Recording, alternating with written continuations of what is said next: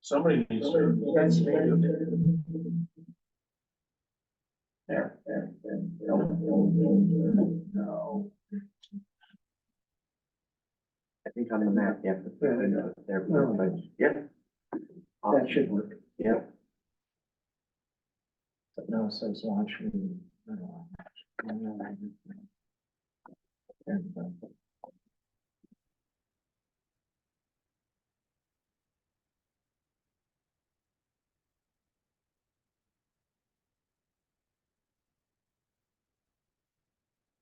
Okay, I'd like to give a couple more minutes for Samantha to arrive, but perhaps we should begin.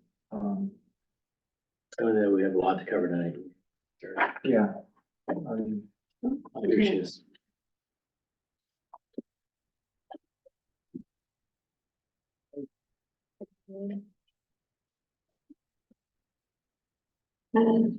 Samantha, there's a sign in. That's the other bit. I'll put a little bit. Oh, sorry. Sorry.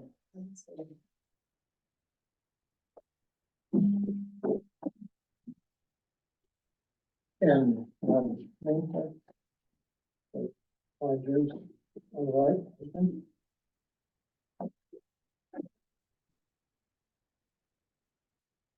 Since we have that done, I'm gonna stop recording. I'm gonna see what happens. If I stop your recording, then we'll know that it's different or the same, right? Do a little experiment.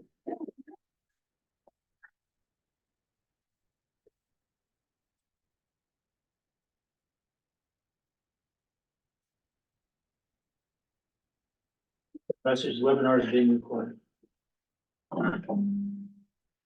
Okay, well, I've been looking up for going way forward. I was hoping it would ask me, yes, it did. Okay, so now I can record on this. Everyone? Silence. Please silence your phones.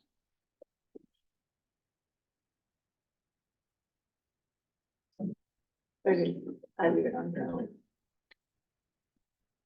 Okay, so we have 6 members present, so 1 is present. And I suppose.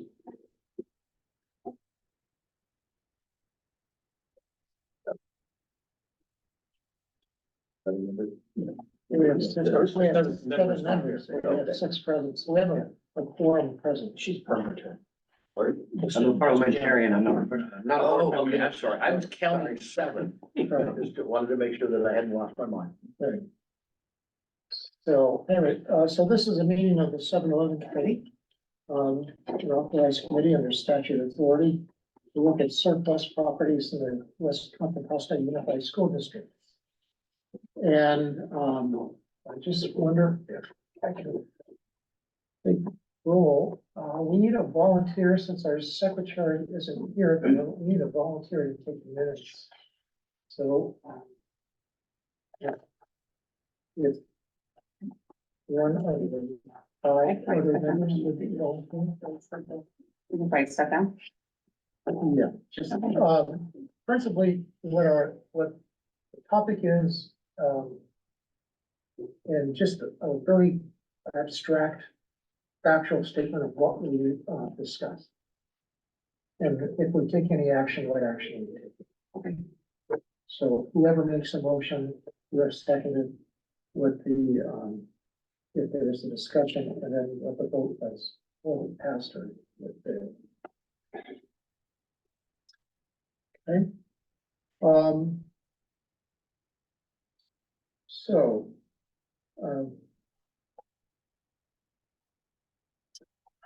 let me just read the paragraph that is standard on the agenda.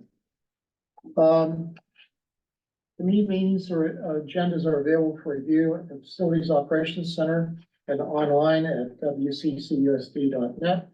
Documents that are public records will be made available for public inspection at the district office located at 1400 Marina Way South in Richmond during regular business hours.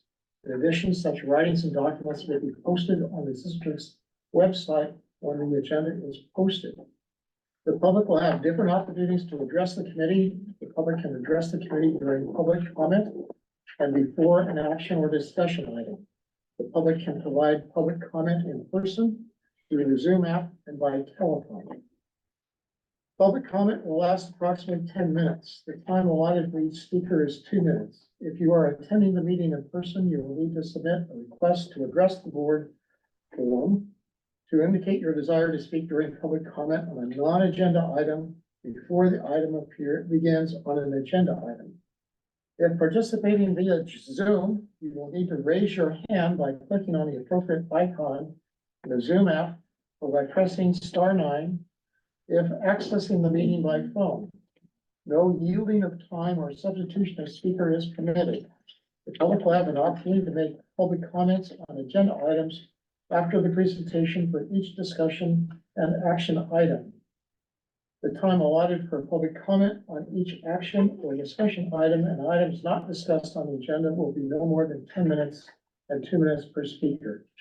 Due to the Brown Act, committee members cannot discuss items not on the agenda and do not usually respond to items presented in public comment.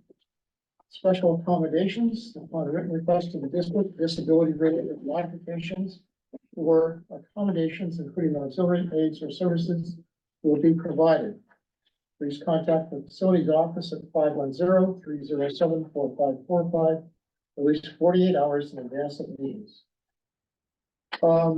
So in our opening procedure, item A1, this is an item that I requested because what I learned by contacting each person and thanking them for their participation in the meeting is that each person here has a background and a rich store of information that will be of use for all of us as we're working together. And I have found in running meetings in communities that by giving the participants a chance to introduce themselves and say why they are here, everyone learns a little bit more about the purpose of the meeting. And so I'd like to go around the committee, I have a list of members, and ask each of you to say 1 or 2 sentences, possibly, taking no more than 2 minutes to introduce yourself to the committee so we can know a little bit about you. So, and I think I'll take it from the bottom up, if you will. Well, not really. Guadalupe, could you please give us a few minutes? Well, my name is Guadalupe Diana, and I am a parent of the district. So why am I here on this committee? So my interest to be on the committee is more to actually learn more and also be able to translate that information onto the bigger community. Make them know a little bit more about what's going on within the school district and its different committees that I sit on. So really making sure that the committee is well informed. And especially our Latino community when we're talking about different subjects. So I think that's my main purpose here, to be able to sit here and be able to relay information to the bigger community and also get more information for myself. Thank you. I speak only one language principally, so I'm humbled by your presence. Thank you. Liz? My name is Liz Garay. I have been in mortgage finance for 25 years. So I'm involved with, I see real estate contracts. I see a lot of different things in real estate and home loans, obviously. So contractual stuff. And my daughter is a student in Contra Costa County. And we recently purchased a property here in the county as well. So I'm just trying to see what's going on in the community, coming from the South Bay to here. Okay. Thank you. Archie? That's fine. Right on. My name is Ardo Rentila. I grew up in Richmond. I went to Fairmead, which is now Highland, Helms, Richmond High. I created groups called Defend Public Education Now. We were an anti-charter group. We've been heavily into education. I was born in Finland, raised here. So education's pretty important to us in Finland anyway. And so I'm also on the West County wastewater vice president. Also on the infrastructure committee. I run the Fairmead Hilltop Neighborhood Council where Harmon Knolls is located. So I know the school, the property intimately. Also, I'm the chair of the Richmond Neighborhood Coordinating Council, the RNCC. And been involved with Richmond politics for quite a while. Very good. Thank you very much. Oh, and I was in the Millwright Carpenter Union for 40 years. Thank you. Don? I'm just gonna stick with my name, Don Jones. Okay, Summer? Summer Sigler, I'm currently an executive director over our secondary schools, but I've been in the district for a long time in many capacities. And I'm also a Richmond resident. I'm here really, I think, as a lens on kind of the administration end of the district processes, and out of curiosity of how we leverage different properties and systems to create something better for everyone, right? How do we take something we're not using and figure out how it can be useful? Samantha?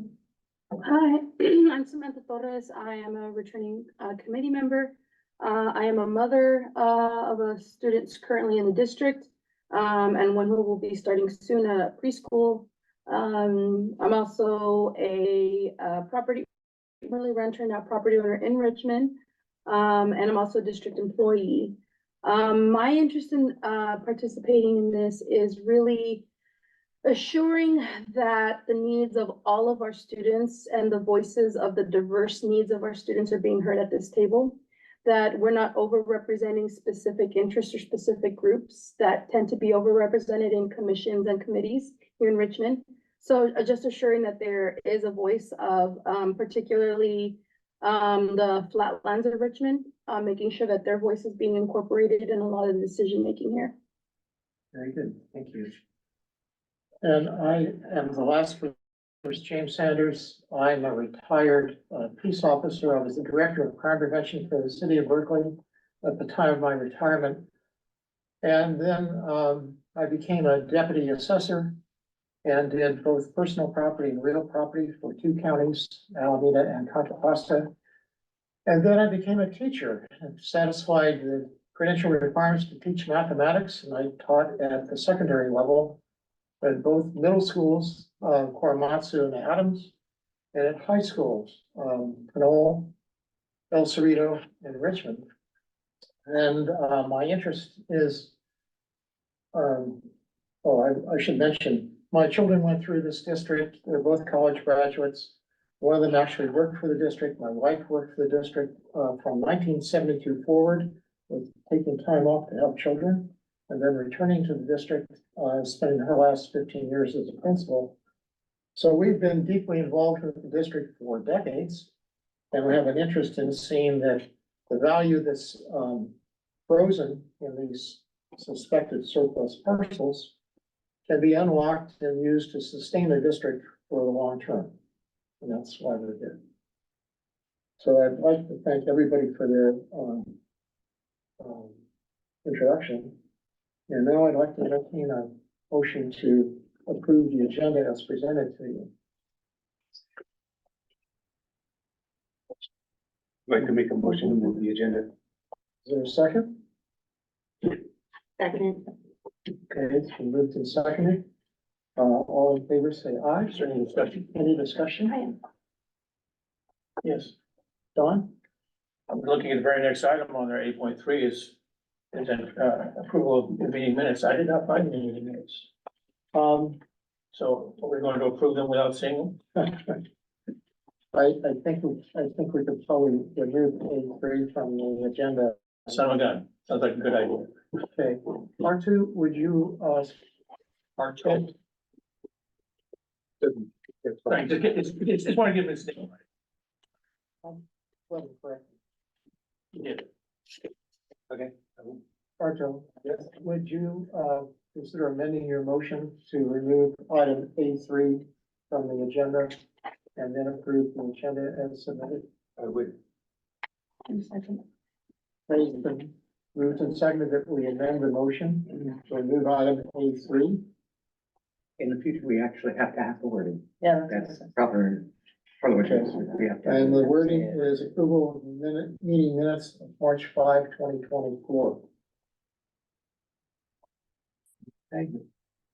All in favor? Or any? We can't do a raise again with Brown Act. We can ask for no objections, and if no one objects, then it's unanimous. Otherwise, Brown Act requires that we to identify everybody's vote. So we have to know how every single person votes. Okay. I can live with that. So, yeah, okay, let's see it. If there is no objection, then the amended agenda is adopted. Seeing no objection, well, let's move on to A4, which is anticipated future meetings. And it only refers to one of them, which is a week from tonight at Adams Middle School, the property at 5,000 Patterson Circle, Richmond, reconvening the meeting at this site 1 hour later for review of enrollment data. So Adams is the only site that we're considering where the buildings still exist. And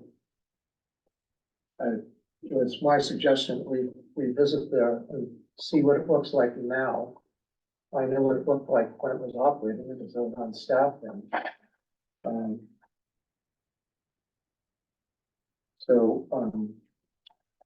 Once again, I suppose we can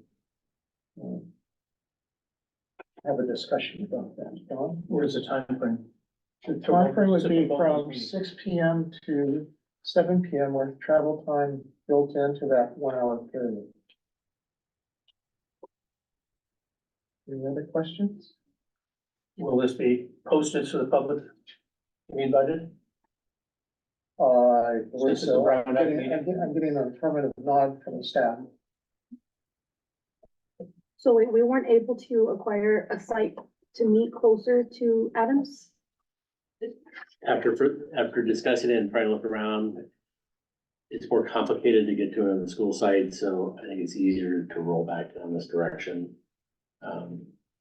If in the meantime, if we can find another direction, another location, we'll post it for the agenda, but Okay. press time will be here. It's just gonna eat up, the commuting time is gonna eat up a lot of time. Just saying, cause some of us have done this already. Sorry, I know it's pretty selfish of me, but really, if we're talking on 1 hour meeting and we still have to meet there, everybody has to show up and then we have to, I think, logistically, I think an hour is not gonna be enough. Because of the commute time. I mean, that's across town It'll take you about 12, 15 minutes to get from Adams to here. for 11 to 12 people to get between two sites.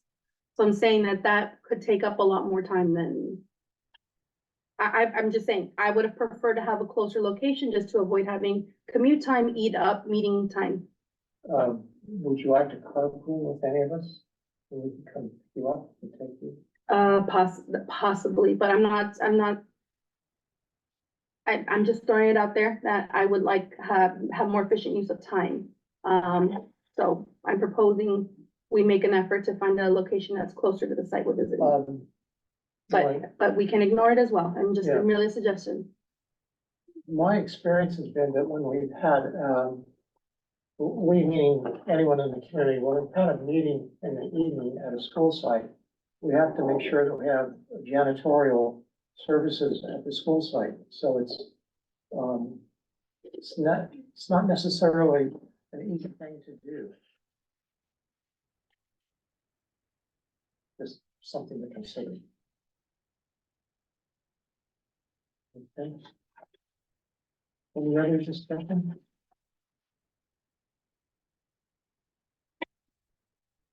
I'll make sure that everybody's safe here. Liz? I'm good. Yeah, the only question I have is, should you not be able to make it to Adams on time, would that be considered, a missed meeting? Yeah, No quorum. No, with no quorum, the answer wouldn't, it wouldn't be a meeting until there's a quorum because of this parliamentarian. So we wouldn't be able to conduct any votes or anything? You could still get, with no quorum, a presentation at the site about the site. You just wouldn't be able to take any votes. Right. Anything like that. It's, So it would happen. it's really for information gathering. You know, I could describe and I could show you photographs of what it looked like before it stopped being an active school. But in terms of appreciating what's there and what possible uses of the property could be at this time, about all that could be done is to look at it and see what it looks like now and to consider possible uses, because we have to consider the highest and best use of the parcel. mhm. So we need to have an eyes-on appreciation of what's there. Definitely. By humble. No, I understand. Okay. With that in mind,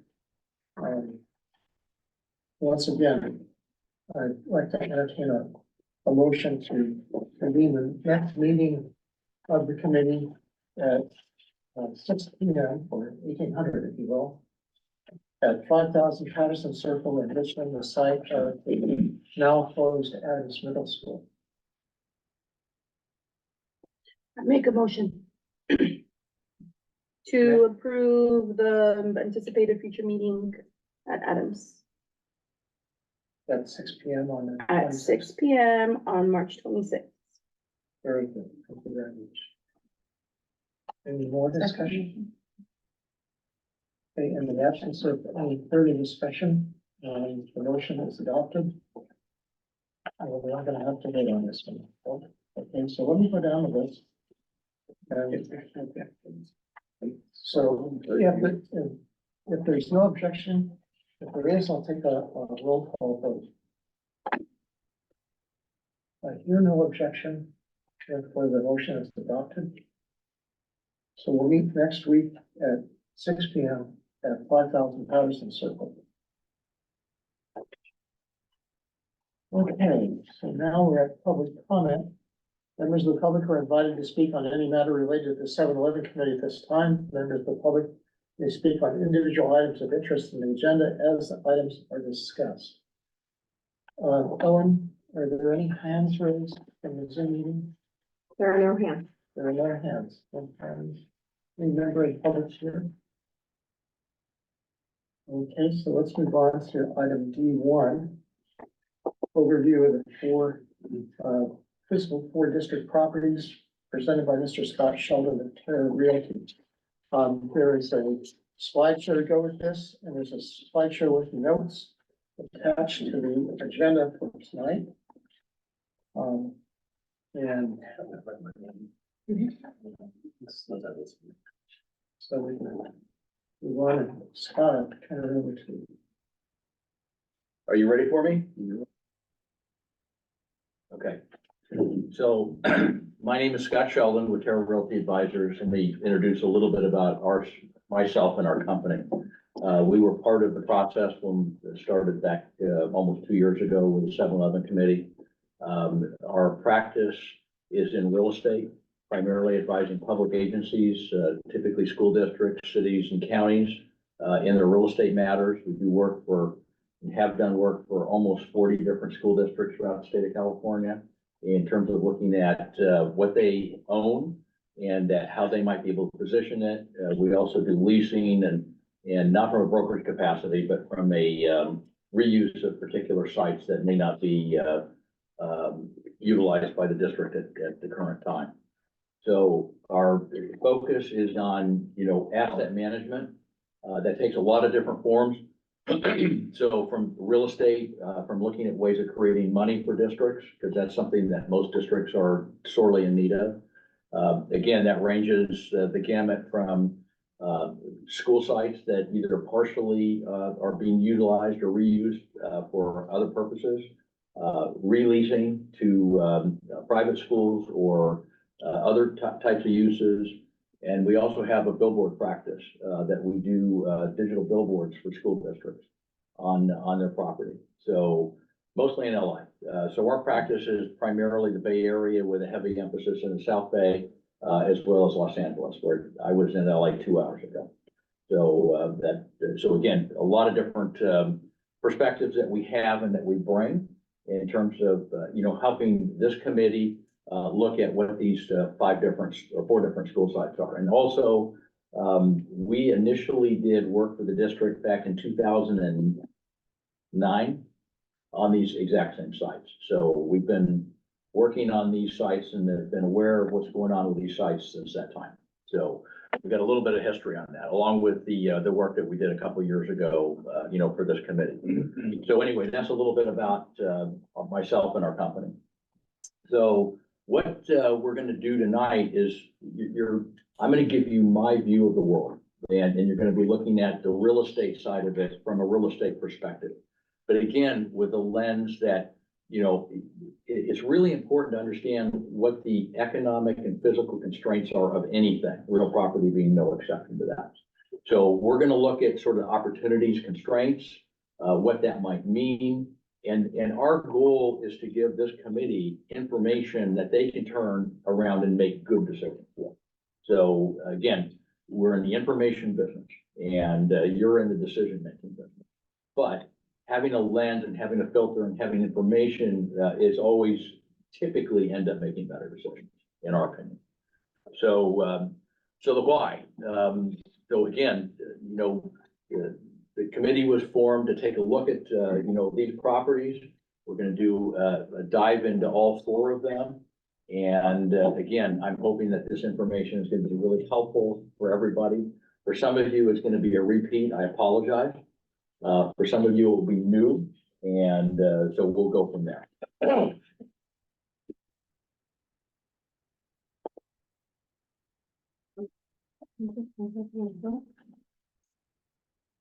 So the 4 sites that we're going to be looking at, and I don't know if everybody, I know you're going to have a meeting scheduled out at the Adams site. I don't know if everybody's had a chance to look at the other sites yet, at least to have familiarity, because from my perspective, I'm a person that likes to kick the dirt. So I don't think that you get a true feel of everything until you actually can pick it up and look at it and feel it and touch it and taste it and everything else. So I think that's a really important part. So I commend everybody for doing that and also for doing, taking a look at the Adams site too.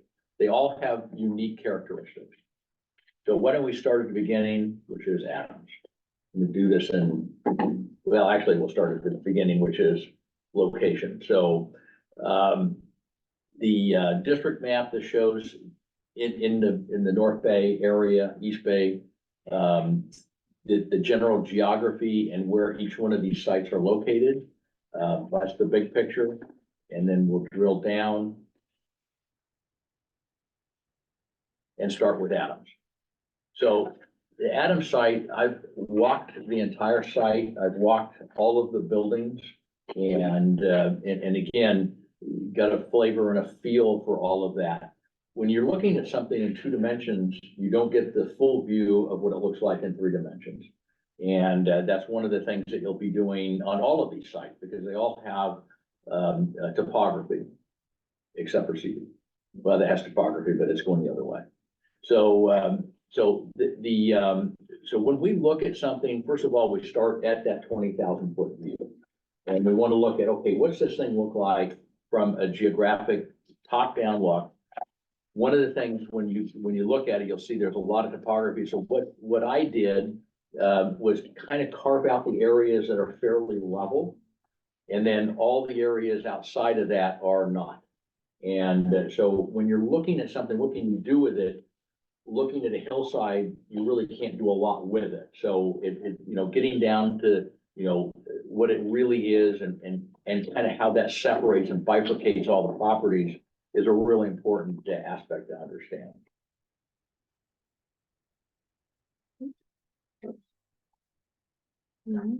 So we did have some pictures of this, and I've got a lot of pictures of it, but again, the idea is to show generally the topography. There's actually two pictures there.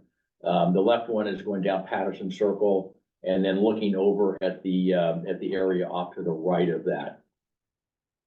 Next. And then that's the entrance again along Patterson on the left-hand side and the right-hand side of how the circle, when you look at that, you know, everything looks okay. And again, these are some of the level areas right there. But again, it's benched or slopes in different places. So when you're looking at, okay, what do I do with something? Hey, I've got 8 acres, but you really have a lot less than that because of how it's parsed out. And then that's the backside of the building that you front on. That's a single-story element along Patterson. So again, it's looking at, you know, it drops down, it goes out level with the street and then drops down immediately 2 floors. So when you're looking at that and when you're looking at the buildings, okay, well, what does that mean? What does that mean from the usability of the property? How am I going to have to mitigate that, regardless of what I'm going to do? So that's kind of the physical big picture characteristics. Then there's also political constraints, and we're going to talk about each one of the political constraints on each one of the sites. And when I say political constraints, that's the cities or the counties or the local agencies' police power to determine land use. And that's done through 2 different documents. It's done through a general plan, which is a land use, and it's done through zoning. General plan, easiest way to think about that is a roller brush of, you know, here's what I want residential, I want commercial. And then zoning is actually, okay, I want 5 units to the acre, or I want, you know, industrial, and I want retail. So it's a drill down on that, with the general plan again being the broad brush and the zoning being the specific. In this particular site, and we've got 2 of them, they're located in the county. When we started, the county had started on an exercise in updating and changing their general plan land use. They were looking at all the sites in the county. So this is a portion of that, and what they were looking at is changing the land use from what it was, which is public service, to a residential zone. The underlying zoning is already residential. It's an R6 zoning. That's the current zone. So what they're going to do with that once they change the general plan, because when cities and municipalities do this, they change the general plan first, and then they follow up with the specifics on that later on. So they could change this to residential high density. And even though it's zoned R6, which is 6 units per the acre, whenever you have an R and a number, that's the number of units per acre. They could change it to 20 units per acre. I mean, it's whatever they're going to do. It's the implementation phase. That's the zoning part of it. So again, Sorry, yes. quick question. Can you explain again how would that change, or why it would change it? R6 would change to anything else? So the county has to go through and update their general plan every whatever period of time. The housing element they have to do much more frequently. But the general plan, you typically don't want to go much more than 15 years with the general plan, because it becomes outdated. Communities change, things build, developers come in, and then you can ask for general plan changes. But typically the agencies will go through a comprehensive general plan change. And again, anywhere between 10 and 20 years, with the housing elements being much more frequent. So that's the reason why you do that. It's more to reflect what the current community is, and also to reflect what the needs of the community are. So in this particular instance, what we're seeing, and not just in Contra Costa County, but everywhere, is there's a huge demand for housing. And the state has changed a lot of their codes and ordinances to allow and permit, in fact, actually force jurisdictions to put housing. So I believe, and I don't know this for a fact, but I'm pretty sure I'm right, that one of the things that Contra Costa County is doing is increasing the zoning so they can get more housing. And part of that is because of their arena numbers, which is a regional housing allocation. The state actually says, thou shalt do this many housing units over the next 5 years.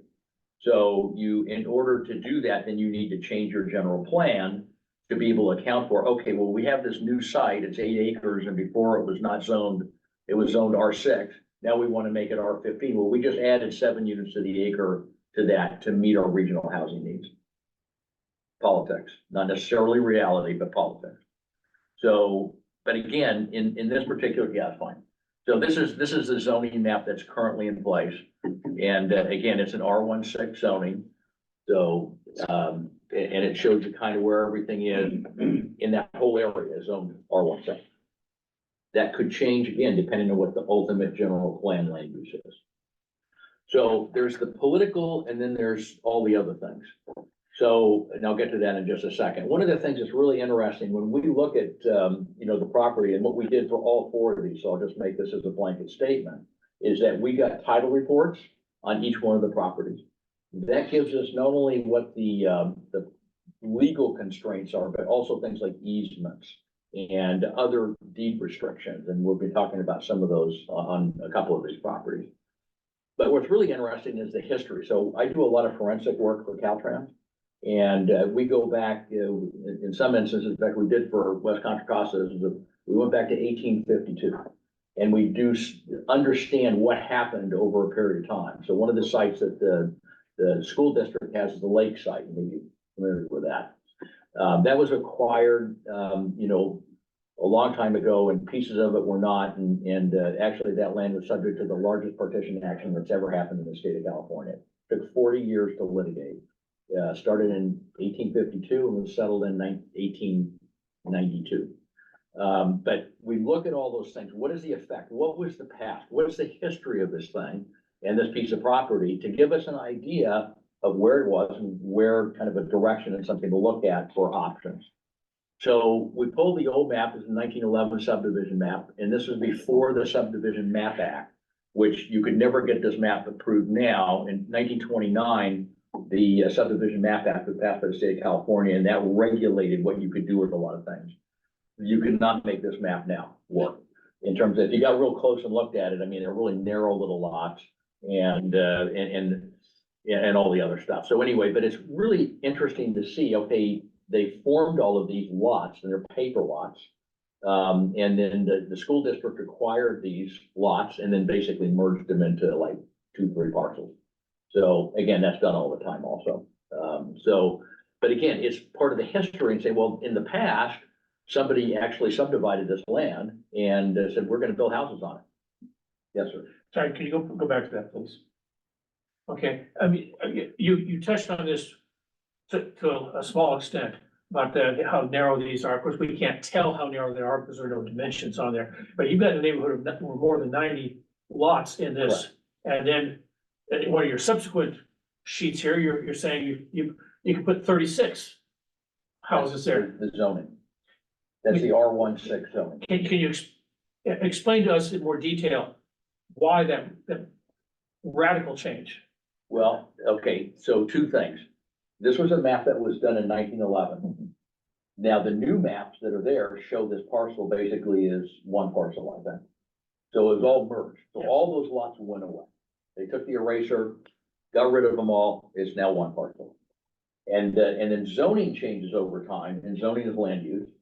And the county, which has been in the county, determined that the maximum amount of zoning without going in and asking for something different is 6 units per the acre.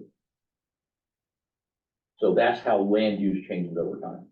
So if, again, if you have houses that are around there that are on the original size lots, if you wanted to rebuild, you probably could because you'd be grandfathered, but because those lots are still existing lots, but you'd have to meet current standards, setbacks and things like that.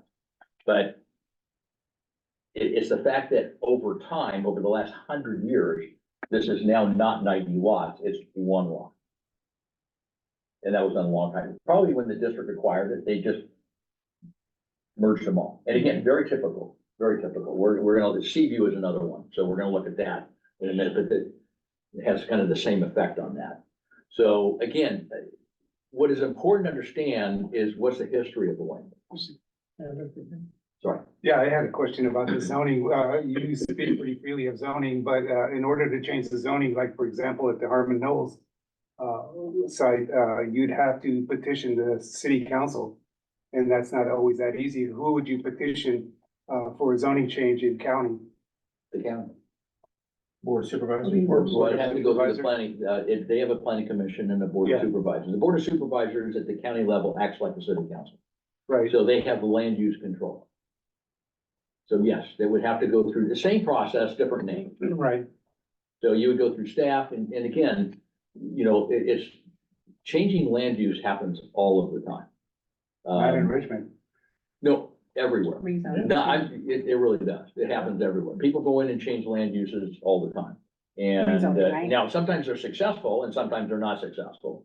But again, that's, you know, that's a discussion for a whole nother topic. Right, and Whatever. so is density. Well, density, but right now, you can go in and basically the state is dictating to the cities that you have to allow density. Regardless of what your general, you can override it. Yeah. So, we're doing a project in San Jose for a school district and it's zone PQP zoning. It's 6 2/3 acres. It has an underlying zoning of townhomes, which is 15 units to the acre. Getting a general plan change in San Jose is not an easy task. I've done the only 2 in the last 20 years. And both are school districts, and we got the zoning done, but it is a heavy lift.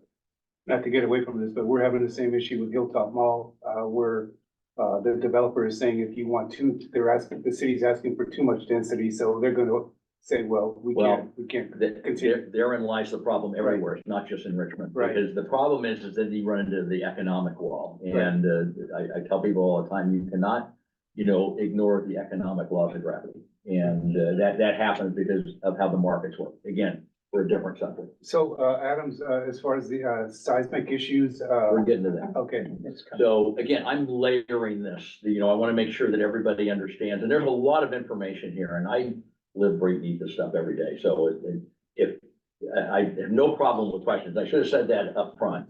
If you've got a question, better to do it now than later on. So if the chair is okay with that. Yeah. Okay. So again, we got zoning, we've got old land use, we got new land use, that's layered with zoning and general plan. And then we have to layer, okay, well, what are the physical attributes? And the physical attributes could be things like utilities. Does it have utilities? Are utilities easily, obtained? And that could be water, power, storm drain, those kinds of things. The other thing is, what's the soil condition? And, you know, is it sand? Is it clay? Is it rock? Is it how does that, it makes a huge difference as to what you can do, because then economics starts coming into that. And then in this particular case, as well as another one of the sites that we're gonna be talking about, there's this thing called the Hayward Fault. And that yellow line right there represents the Hayward Fault. And the Adams School sits in the middle of the Hayward Fault. So what that means is it's in an Alquist Coriolis zone. And this was 2 legislative people decided to name something and do it, you know, so their name would be in infamy for all time. So what the Alquist Coriolis map does is say, within this zone, you know, where the fault is, there's a tremendous amount of potential damage that could happen if these tectonic plates move. And I think we all experienced that back in 1999. And that's where it ran along. It ran along that fault and the Loma Prieta and everything else. So I went to the USGS site and looked at, you can actually tour the site, look at different places. And the visible trace of the fault appears on one of the streets that runs by Adams, but very far from Adams. And if you look at the residences that have been built there, they're built almost right up to the fault line, the visible trace, and then they stop. Right. So Adams is actually downslope. it's downslope, but not much. I mean, from the actual fault. So this is the zone. Right. The yellow is the zone of high impact, if you will. So that, but the fault itself, I mean, we got the maps, I mean, but this is more important to see, okay, where is it? But the geologists have said this, you know, and they've got it for every fault in the state of California. Right. So this is the area of you have to be very careful what you're gonna do, because there's a fault, and when something happens, that means it's moving everything around it, right? And so so again, that's one of the real constraints from a geological point of view of developing anything on this site, because you've got that fault that runs there. Now, there's still people that are building around you. The problem or the issue is that you end up having to do very large setbacks. So one of the setbacks that you have to do is, in the theory is, okay, if this house falls down, it can't fall on another house. So how do you deal with that? You deal with that through a setback. And so again, it's gonna, for somebody to do housing on this site, I'm not saying it can't be done, but it's gonna involve a lot of engineering and a lot of work in terms of siting, how things go. And again, when you look at it next week, you get a little bit better appreciation of it, because it's benching, it's sloping, and it's going this way and that way. And, part of that was, it's the original topography. The school benched things out so they could have a playfield. They did something so they could build a building on it. But the general slope, if you look at the rest of the houses, they worked with a contour of the thing. So you can imagine, okay, well, this is what it was back in the day of what it was. And then we came in as a school district in 1953 and just cut all this stuff out so we can use it. Can't use a field on a slope, right? So that's one of the things that when you're, and again, I'm trying to give you information on things as to something that you don't try to defy the laws of gravity and say, well, I'd like to do that. Well, that's great, but did you take this into account? So one of the things taking into account is there's going to be a lot of constraints in terms of what you can do, and that's going to impact density. It's going to impact land use. How can you deal with that? So we'll get into that a little bit more. Yeah. Another question, with respect to the topographic map, you can see contour lines, but what are these lines with the small numbers at intervals? That On the are right-hand side? diagonally across one parcel or another. Okay, are you looking at the right-hand side of the map? I was looking at It's the hard to left-hand see. side. Over here, Yes, I would assume Let me those get are the old utility back. lines. Those are utility lines. These guys? Unfortunately, on our printed version. No, these are topo lines. Sorry.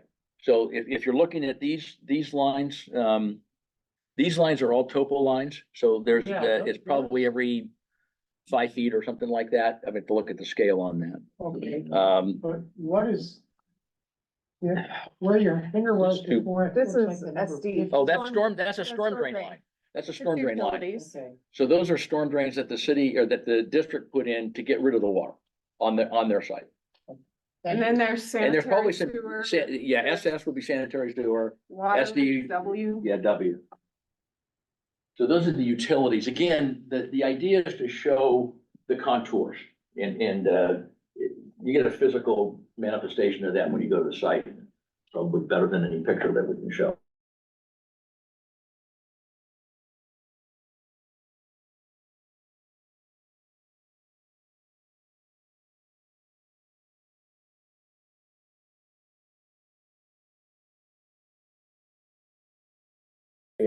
Maps, it includes the title reports and all of that. I mean, we've got all those things, so all the background stuff. Okay, so here's a summary on the title. Again, I mentioned that we pulled title reports on all of these. The district acquired the property in 53. There was easements, because when you looked at the original map, there was actually roadways that showed through there, so they actually had water lines and things like that in there that serve other people.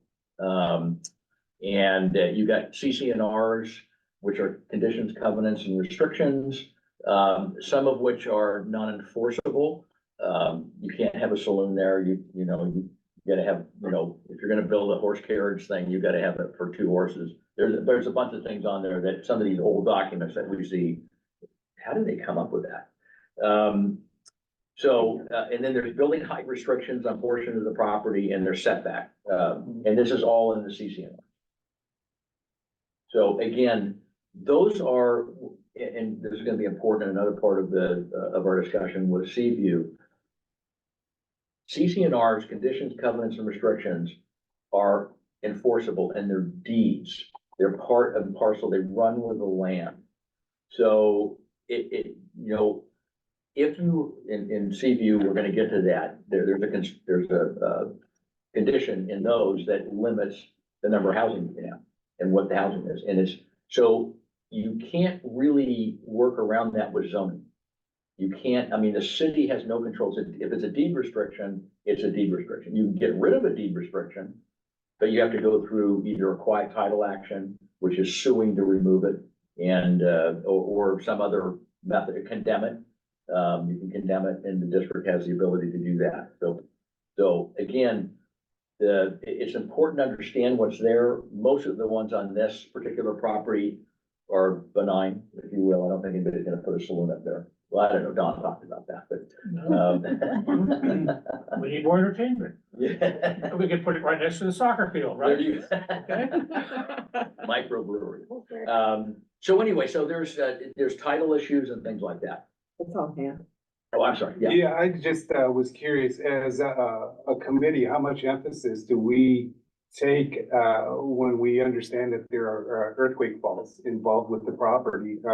Or do we just say, So we've done a lot of 7-Eleven committees, and what the 7-Eleven committee is charged to do, and this is in the code, is to make a recommendation to the board. And the recommendation to the board needs to be formed by a lot of different things. What is the community looking for? What does this committee think that is good for the district? And again, I think that the lens that you need to look at it through in terms of starting to frame your recommendations are, what can we actually do with this? And what does it mean economically? What does it mean from a community perspective? Okay. So we'll get, then they'll start circling around on all this stuff. So from my perspective, I'm focusing on the facts. And here are the facts. And what you and how you choose to form an opinion of what you'd like to do, you should base it on fact. But again, I could come up with all kinds of different things. Will you sell it? Yeah. Well, okay, then what is it worth? If I keep it, well, what am I foregoing? So a lot of this stuff in the real world comes down to economics. But the economics is monetary, and it's also community benefit. Right. They're a combination of both. So I think that it's wise for everybody to consider both. Okay, so that's one. So that was actually, in the scheme of things, it would have been a lot easier to start with this one. Because this has got less hair on it. So let's talk about, and we're going in alphabetical order, so there's nothing magical about how we ordered these things. So Harmon Knolls.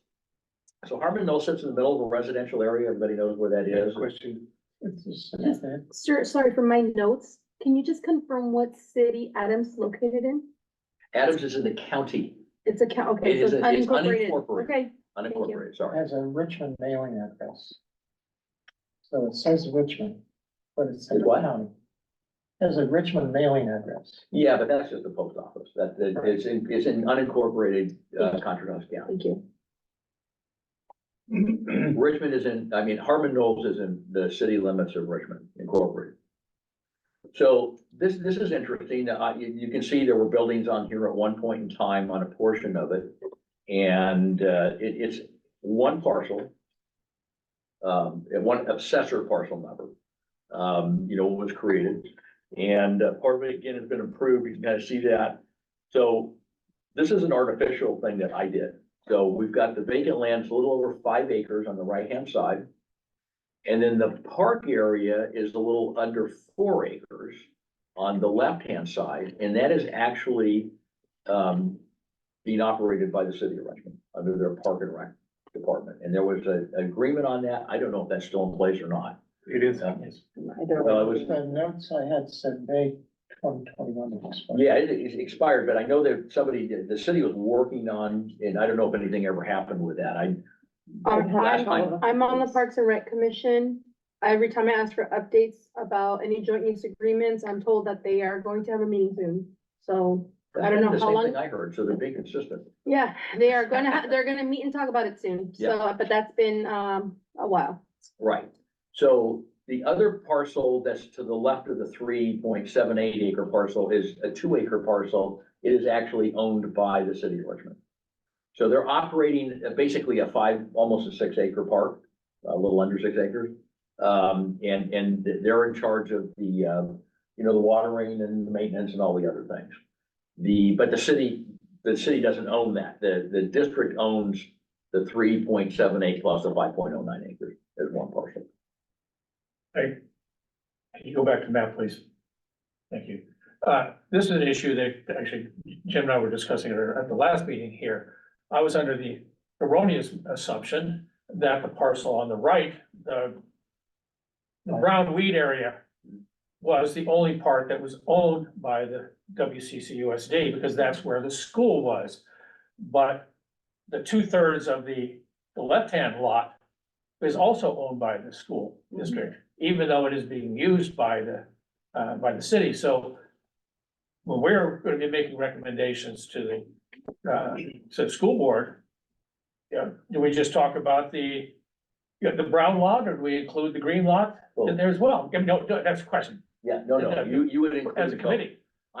Because at least there was a legal document that said that the city of Richmond was controlling that as part of their park system. It had expired when we started this process a couple of years ago, but it was still there and it was still in the process, as Samantha mentioned.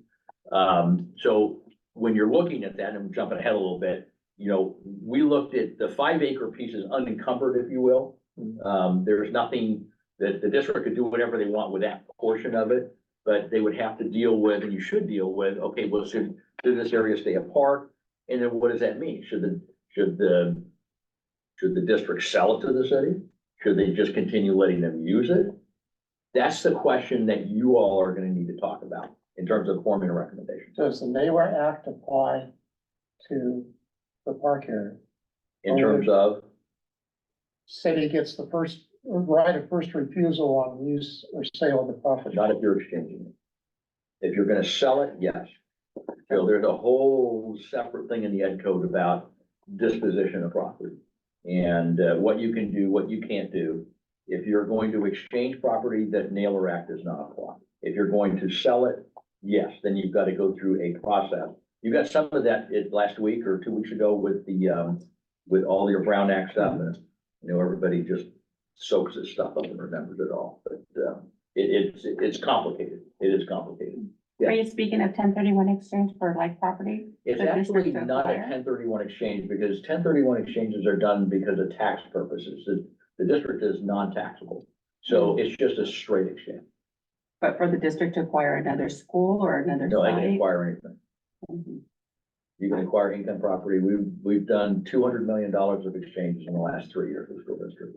All mostly income property. So we're generating revenue. So we took a piece of property, we sold it Mhm. through an exchange and acquired another piece of property. So, if the, city wants to continue to lease that property, there should be no issues with the district, because the district, I don't know. okay. I mean, that's Because it's- something that your task is to, To take the figure that out. information. The district owns that whole 9 acre piece. Yeah, because it's the only park in that neighborhood. But and again, you could say, okay, but then the recommendation could be one of things. I'll throw one out. We want to continue having the city of Richmond use this so they could take, basically, it's almost a 6 acre park with their 2 acres, and I'm rounding them to. And say, that's important to the community, but we want Rich, we need to get into a new agreement, because that's always important. That could be a recommendation. And there's some benefits or whatever. I mean, again, that's Or something. what you need to, as a committee, figure out, how do you want to form a recommendation? I can tell you what the value of it is, but their value is, there's economic value, community benefit values, and they're both very important. Yeah, I think that property, the Harmon Knowles property may get the most pushback out of all these properties because. And it could be because that's, community, and the other thing, cities have, park, they're, in their general plan document, that they have so many, acres of park per resident, and so if you take something away from the city, well, how am I gonna replace that? That means I'm gonna be out of compliance with my general plan.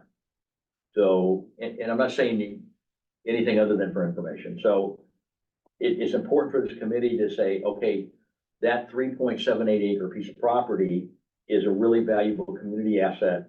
We would like to continue having that operated as a park in conjunction with the 2 acres, but we want there to be an agreement and, whatever form that agreement does or doesn't do.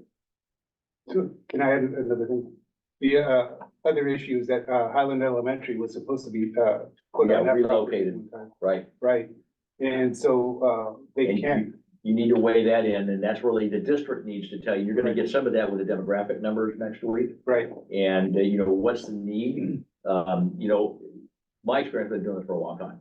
My experience is that cycles work on anywhere from a 20 to 25 year round. So, I'm in inclining enrollment, now I'm in declining enrollment, now I'm in inclining, so that's about a 25-year spread between those. I'm generalizing, but that's pretty close. So that, so those kinds of things, I tell all my clients, don't ever get rid of your property because you don't know if you're ever gonna need it again. If you're gonna do something with it, do something that creates revenue for you, i.e. in exchange for something. So at least I have an asset that if I need to do something, I can go back and acquire something and I have the money to do it. Just an aside, Mr. Freeze commented to me on another day that this is the one buildable site of the 4 sites you're looking at. Yeah. Where the state architect would approve building on. The State architect will not approve building a school on any of the other sites. No, they will not. Correct. Because of the Because of geography. Yeah, well, geology and sea view is another one, not geology, sort of is, but not really. but also the Highland Elementary, which is right above my street. This is 2 blocks from my house, by the way. Yeah. So it was not only supposed to be located there, but part of the property at Highland, which was Fairmead School, was leased by the city and it was returned to the school district. So there's surplus property there as well, Mhm. that no one's looked at. And, so, There's always lots of moving parts, yeah, lots of moving parts. So, Return to. so anyway, so we'll go, yeah, let's keep going. So again, you understand the geographic issue here. You've got, one parcel of which a third of it's being used, almost 40% of it's being used by somebody else. So, all right, so these are pictures again that you will see a little bit. The one on the left is the upper part, the right now undeveloped, and then you can see where the park is. Okay. And again, I haven't been out there for a while. You've been probably there every day. more since I've been there. I was out there taking pictures just yesterday. Yeah. So again, when you're forming, your opinions, it could be, well, I want to do this with the city, but city, you need to put some capital investment. Here's how I look at it. You need to put some capital investment in this and make this a better park. And have a maintenance schedule or whatever. I mean, if we're gonna let you use our property, then here's what you need to do in order to do that. And again, you can do whatever you want to do, but that's something that if you went down that path, you could consider doing something like that too. That make sense? Absolutely. Okay. All right, so you get different pictures of Harmon Knolls, and I know everybody here is. All right, so then you get into the political side again. So the general plan designation is public, and the zoning is public. It's hard to see on that.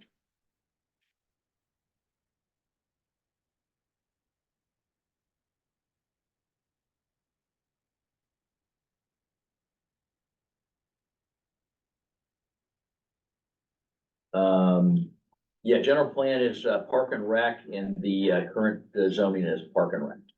So if somebody were, let's say on the 5 acre piece, wanted to do something with that, i.e. create some revenue or whatever, I mean, the logical development would be some kind of housing. In fact, if we go to the next slide.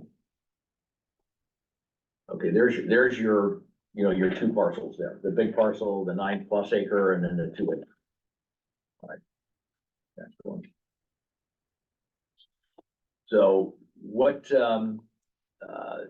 again, district required in 65, there's utility easements on it, there's water rights, this is title. There's CCNRs that restrict the land uses to residential and business if it's designated on the city zoning map, which it is.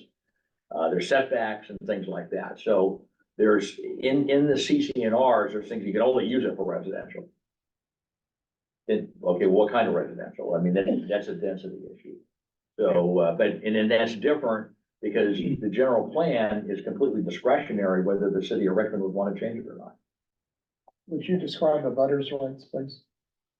A butters rights, okay, so the Richmond Parkway, I think it goes up there, it's Caltrans. So what that means is that you have no right to access a public street. And that's the one that goes down the slope, because this goes down the slope. So that means the no butters rights means that you as the property owner have no right to access that street through your property. That would be Robert Miller Drive. Yes, Robert Miller Drive, Yeah. yes. Parkway, not the Parkway, yeah, right, Robert Miller Drive. So again, slopes down, property goes down, but you don't have the right to access off that to get to your property or otherwise. You have to go up to this, residential street. Can that change? That right? You'd have to sue for it, probably. Okay. Yeah, everything can change, but, Yeah. but again, those kinds of things, I know, they're done for safety precautions. So typically, so if you look at that, you go, okay, well, there's really no real easy way to access that anyway. I'm going down a slope and what am I gonna do? And, you can always do it. I mean, you throw enough money at anything, you can make it happen. But the goal is that, when somebody does that, in this case, the city of Richmond, they just said, no, we don't want anybody accessing. If you're gonna access this site, you're gonna access off that street up there. You'd have to have lights and the city of Richmond can't afford to have a light there and the fire department. Well, there's a safety issue too. Yeah. And that's the slope is different and different, as it works its way along that frontage. It is different, but again, you have access. So I think you're okay. So, Next night. okay, so the next one is, Sorry, real quick, we'll can look we go past back, the economic one. can we go back to looking at the zoning map? Sure. I know you said it was Parks and Rec, but I didn't actually get to see any, are there any formal labels on the zones? Like, Park and Ours- Rec. there's So no, these are just the maps. These are the general plan and the zoning map. okay, so what is the zone? The zoning is Park and Rec. Yeah, look at the bottom. I was looking up the top and I boxed it in the bottom. Zoning, Are you current asking about the zoning is Park surrounding and Rec. area? No, I'm actually, asking for the code. If there's a code for the zone. When you said residential, you said R6. Oh. Is there it's something probably for R- It's probably, good question. If there's a, It's just called, hang on here. I think I cut it off. I mean, PR, PR, all right, PR, PR, Where'd you see that? right there. Thank you. yeah.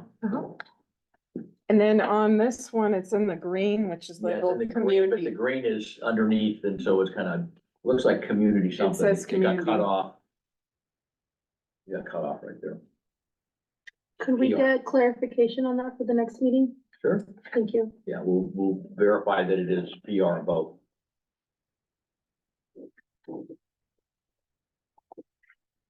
Okay, so back to the economics, Virginia? what passed. Oh, I thought we did that. Oh, you don't have that on there. Down below. What's the one underneath that one? This is the posted agenda. Okay, all right, so portal. So, And I didn't put it together, I'm Okay. filling in. okay, so portal is in the incorporated El Cerrito. So it's part of the city.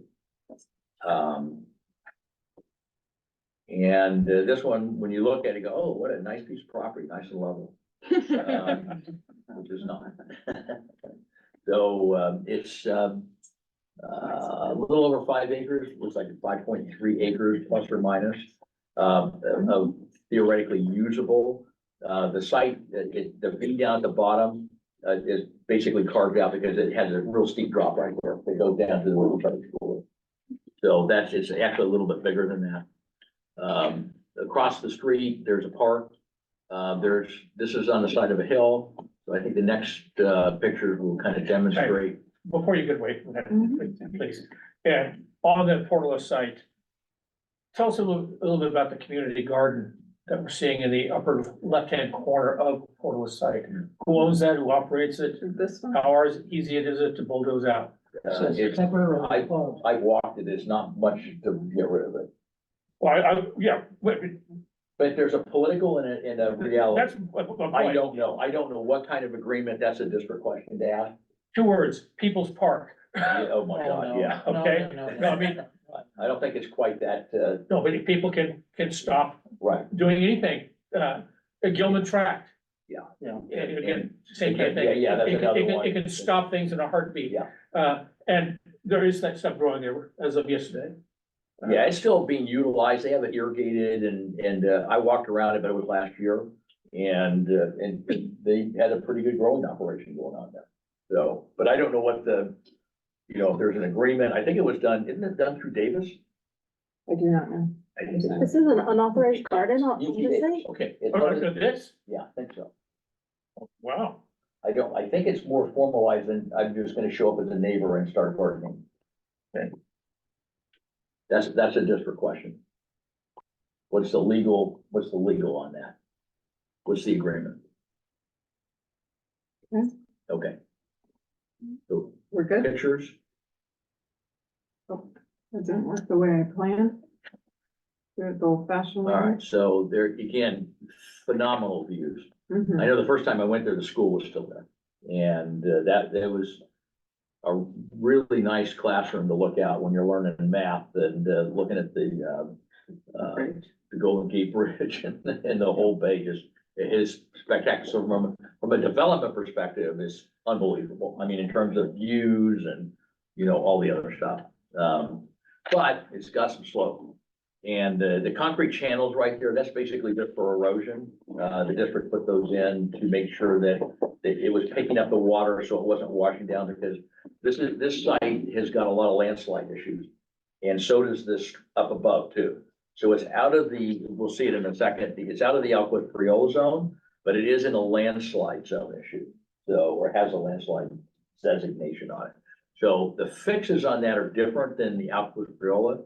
It's more stabilizing soil so it doesn't decide to keep sliding down there. I mean, since you brought it up, since I was a younger person, more than half a century ago, it used to be entertainment for us. All of Mosier Lane, all the way up to Arlington is sliding down. Right. But it's just like with earthquakes, you get the tension, and all of a sudden the rubber band breaks. And you'd have parts of Mosier that would shift down and to be a full 12-inch difference in elevation for the road. And we just gotta sit back there and watch the cars, Yeah. total themselves. Scary to drive down that, yeah, Yeah. when it's worn down. Now, It's an ongoing but problem. then when they built those roads, they didn't account for it. Now, that's up in the Alquip Friola zone. So that's not only got the landslide issue, but it's also got Yeah. the fault that runs right through there. So maybe, I think the next picture of the one after that is gonna. All right, that's the field, and that's the street that goes up, is Seaview. That goes up right at the top end of, off of Mosier. Okay, so this is the zoning map. And the zoning is public. Institutional utility, that's a general plan, and institutional utility is the zoning. Public service. Public, semi-public, sorry. So again, that's the school designation, that's pretty typical for public institutions. When city owns stuff, it's typically an institutional or PUP or a public service or whatever zoning, that designates the land use. So and as Jim said, there's no way you're ever gonna be able to build a school here because of the fault, because of the slide. DSA would never, ever let you even think about doing it. Same thing with Adam, because of the fault. So those are not school sites. And so if the goal is saying we need another school site, neither one of these are gonna work, period. Because of the geological issues and the topography. I mean, if you think about it now, You know, to try to make ADA work on the side of a hill is not an easy thing. Because you have to ramps and you gotta have all these other things that, you eat up all your land and just trying to get around, so. But it's a fabulous piece of property, Was the soils engineering report done to your knowledge? is what, yeah. Do we have And the any idea next, how far Red Rock is? From the surface? You know, it's been a long time since I looked at it. It was done by Alan Knoll. I think we've got one of the next slides we've got, and we've got all that stuff too. We've got all the we've got the geotech, the soils analysis for both Adams and for, Portland. Well, And the district does too. okay. All right, so this again, you recognize the yellow line, that's the fault line for Hayward. And you can see that the Portola site is a little ways away from that, but again, it's still in a landslide area. So you don't have the direct impact of the fault, but it is close by. All right, here we go. So I've never seen a fault that shakes all the way up to the border and stops shaking. No, it doesn't.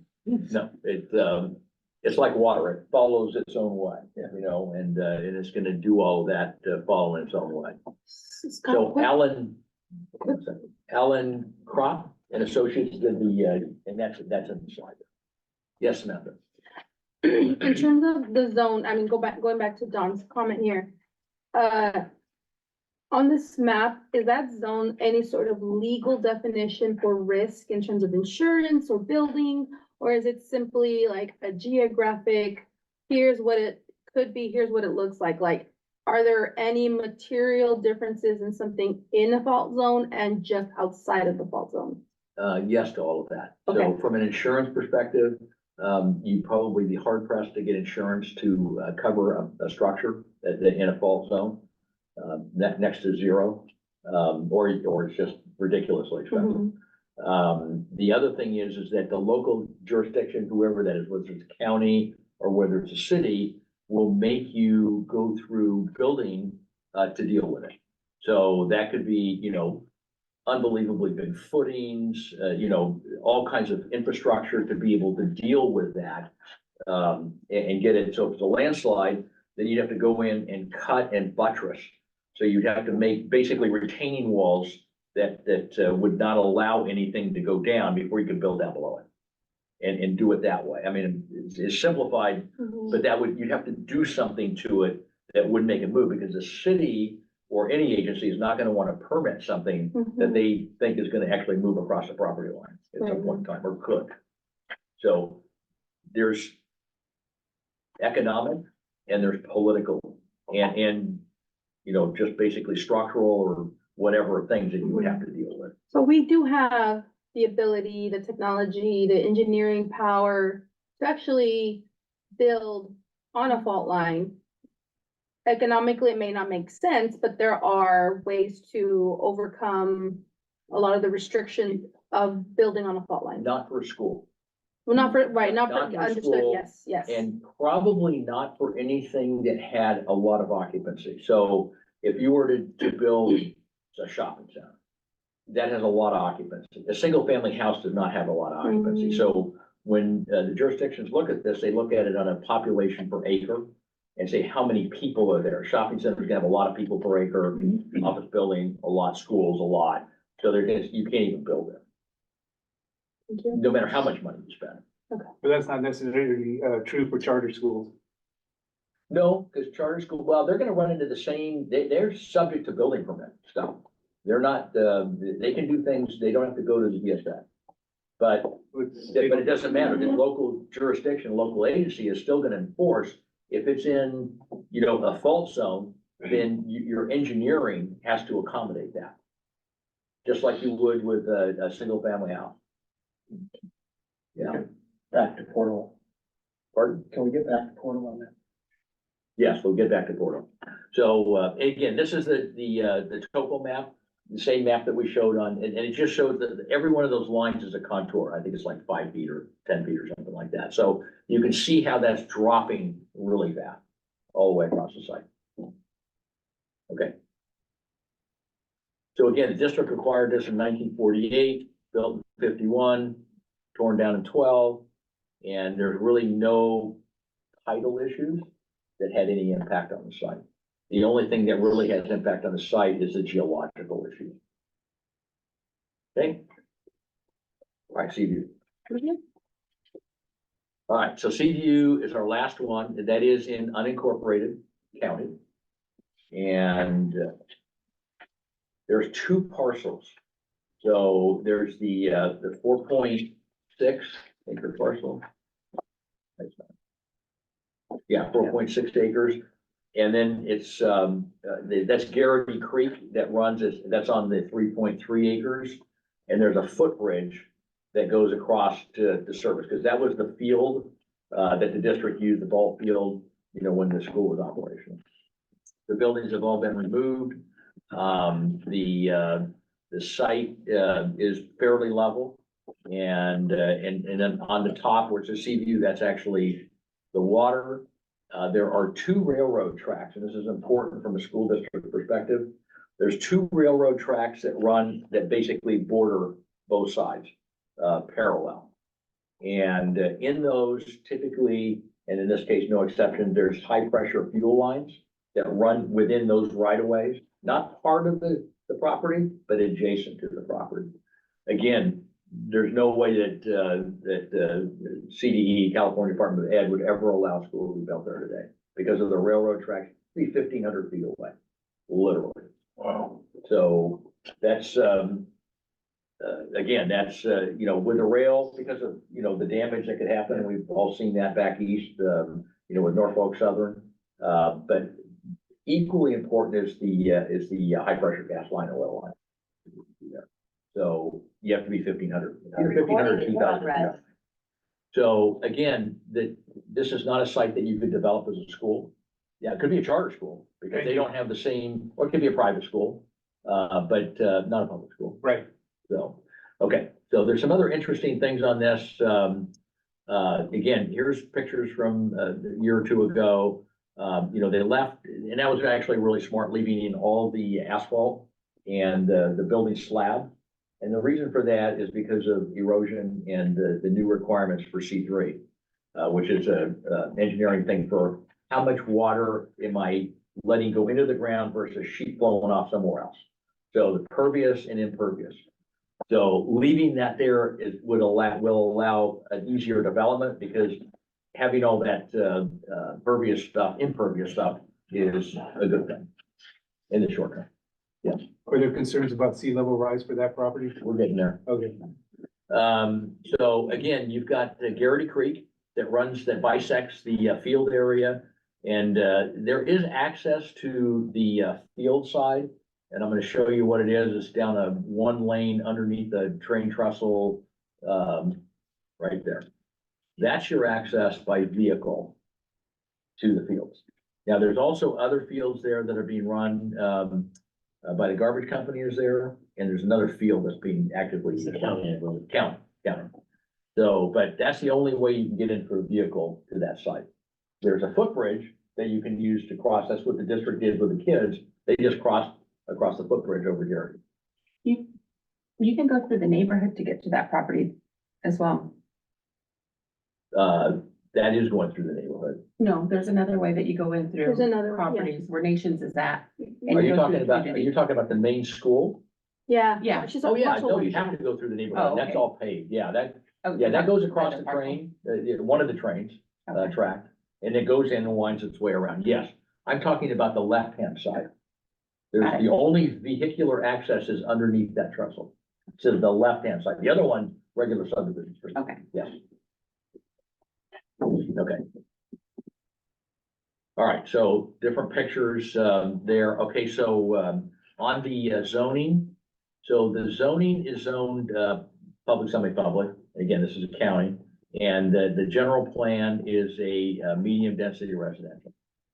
So that's the proposed plan. So here's where this gets interesting. The next slide.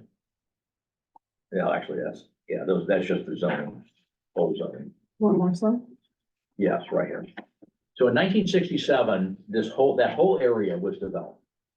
And the map was put into place. And what's important is that the area kind of at the bottom there is actually where the school is. And I think I've got another one that actually outlines it. I think it's the next one. No, not that one. Keep going.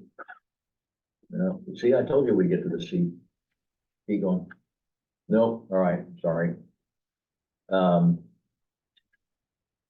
it's this corner, this is No, you that, know what it is? Yeah, It's somehow this this corner right didn't pick up I have an overlay. So it's that area right there. That's the 4 acre piece, not the fields. It's the 4 acre piece. So that was originally mapped out back in 1977 or 1967, when they did the entire subdivision. So everything that comes in, it was done through a series of different maps, which again is very typical. And this is one of those maps that created this. School district came in and acquired the property and merged all of them into one when they bought it, because they didn't need those maps. But here's the really important thing, and it's kind of hard to read, but maybe you've got it on your, is the CCNR. So there is, I'll read this to you. Here's kind of a pain there. So under number 1, that the first highlight or the top highlight, no building other than one detached single-family dwelling or necessary buildings used in conjunction with said dwelling shall be erected or maintained on any lot, and no use whatsoever shall be made of any lot except for its use and improvement as a single-family private residence. In the CC, recorded CC, and that's recorded against everybody. There's 300 houses recorded against everybody. The second one is number 4, which is the bottom highlight. Not more than one dwelling unit shall be erected on any building plot. No re-subdivision of any lot shall result in a lot less than 6,000 square feet. Okay, so you can't, so here's where it comes in on a land use perspective.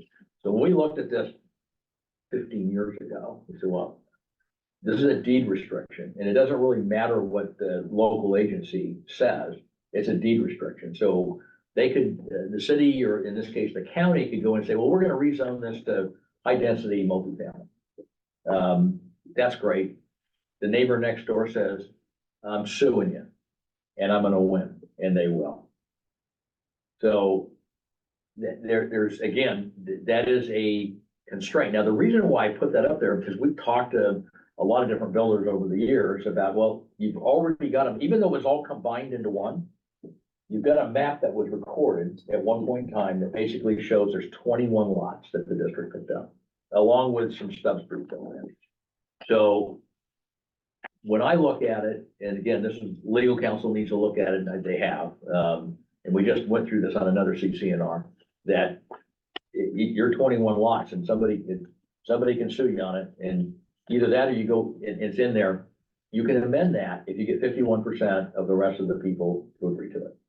So that means going and getting 151 people plus or minus and say, okay, I agree to let you do whatever you want to do, whatever that.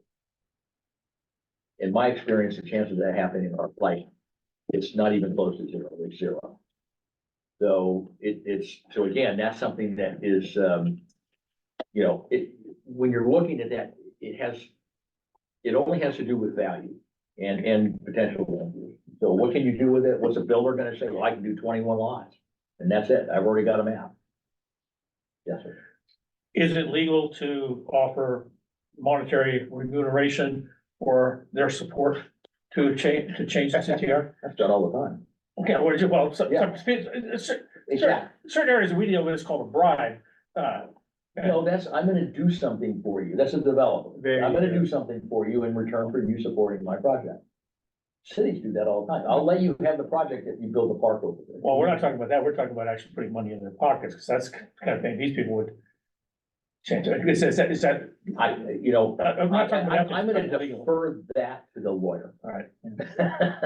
Cause I'm not a lawyer. So, but can you do something? Can you make a deal with it? Absolutely. Now, what that entitles and everything else, but then you go, okay, well, the problem from a high density is that you have one way in and one way out.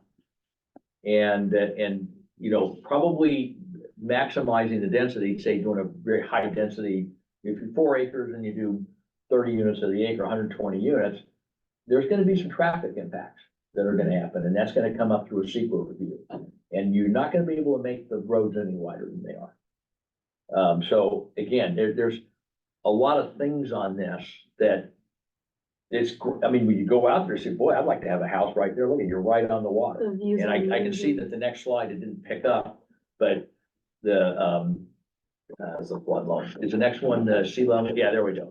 So the sea level, we've been monitoring all this over the last 15 years. You can see on the left-hand side where the park is, that is probably gonna get inundated because it's lower. But the one on the right-hand side, that's where the school used to be, that there's no impact from the sea level. There's enough elevation change right there. May I make a comment? Yes. So being involved in the Parks and Rec space, that site, Montara Bay, has been a big problem for the county because during the rainy season, it will flood. And then not only during the rain season, when there's swelling, seawater swelling, I mean, it will literally be like up to 12 inches of just water coming from the ground, just rising up because of the location that's at. So, there are many times of the year where there's a baseball field out there and it has lighting, which if you're in youth sports, fields with lighting are very rare. So we've been trying to find ways to utilize this space, but the reality is there has to be some major work done to the lawn and possibly just like elevating, even trying to like, just make it taller off the ground more. In order to be able to overcome a lot of the barriers with just groundwater seepage, right? So, that's just something to consider from someone who's discussed, the park side. From what I can tell, it's really only the side on this side of the creek. I don't know why. I don't understand. But, may also be because parcel 1 is all cemented, right? It's all paved. No, that was all, when they built the subdivision, they raised everything up. So that's why. So Garrity Creek, that kind of bisects the two parcels right there. That's actually a local storm drain. So when you look at the topography and you look at the one picture, it kind of goes up the hill, underneath the trestle. So all of that water that's coming down, this is the study of hydrology, is all coming down through that creek. And then in a high tide, it hits the water, can't go in the ocean, can't go anywhere, so it backs up and overflows. It's really simple, but you're not gonna be able to fix that. Because how can you fix it? The ocean, you can't change. You can't, even if you raised up the site, all that's gonna mean is that it's just gonna, it's gonna spill over next door. So by law, you can't do anything that's gonna displace something on another person's property. That's. Right, I was. No, I'm just saying. Just merely suggesting that the idea of having, if anything were ever built there, it would require like major infrastructure because of the seepage, because of the sea level, like it may not be on a fault line, but it's very complicated as well. It's very complicated. The other issue is that getting there. So it's a 1-lane road going through, and if you start talking to the railroad right now, probably in 20 years, you'll get some kind of agreement. Probably, yeah. Maybe. Yeah, and then the Amtrak is one of the lines, and I've actually been on the train when the water is, like, the train is going through there, and the water from the sea is, like, you literally hear the train going through the water, like, whoosh. So it is an issue. Yeah, so again, there's two different, the parcels are both owned by the district. But there's two different land uses that, you really have to look at. I mean, what do I do with the dry part, where the old school was, the 4.6 acres? And then again, there's legal constraints, there's political constraints, although I know that, the county would dearly love to have the zone for a higher density house. But there's a deed restriction. So somebody's gonna have to go through a process of either condemning it or doing a quiet title action or do some kind of legal action to get rid of it. Or go to the neighbors and, are you okay with us putting 100 unit apartment project? The other part is really kind of lends itself to, from a school district perspective, it's outdoor recreation, but it's more passive, I think, than I don't think you can throw a lot of money at something there because part of the year is gonna be underwater. So what's that gonna mean? But for some kind of recreation, bring up the East Bay Regional Parks is interested in trails through there, something that, there's different things to consider on that. But, and again, when you're formulating that, you gotta keep in mind, what are the uses that you can do that you really can't build on and are hard to get to? So just out of curiosity, do we know how deep you'd have to go to drive piles? If you wanted to No, build on piles? nobody's, I don't have any geotech stuff. I don't think you would either, so. We don't have the information. It all be dependent upon what you wanted to build. Yeah, but even if you drove, even if you're gonna build something, you need to have access to it. Yeah. So how do you get that? Well, it's pretty saturated ground, so. You build another bridge across Garrett, that's really the only, because you're dealing with the railroads that's a real headbanger. It looks like they started to build a road across Garrity from the site, from the parcel 2. There's a gate there, like, No, that was the old stub road. So if we went back to the original parcel map. All right, we passed it. I thought it was up. No. Are you sure? Was it before? That was before the pictures. One more. No, it's one. All right, just scroll down a little more. Keep You going can down. see it. You can see it right there. oh, I can't see. Yeah, it's right there on the lower right. Yeah, you can side. see that on the, but the parcel map shows it also, because they actually had the roads, and when the district acquired it, you go one, yeah, here's the old road and it's gated off, but that was a road that was built with the subdivision. Yes. And when you look at the parcel map, you'll see this is the road that going in and it's serving houses right there. But it was never designed to go across? No. Okay, because it looked like it could have Can you- been planned well, for something like that. Oh, here we go, here we go. So, oh, actually, yes, yeah, it was scheduled to go across there, yes. It looked like they just kind of ran out of No. any type of deal. That was in 1967, before they invented all of the biological things that you have to do. Which are a lot. Summary, Okay. or is there? Okay, so in terms of title, district acquired the property in the late 60s, school was built in 72.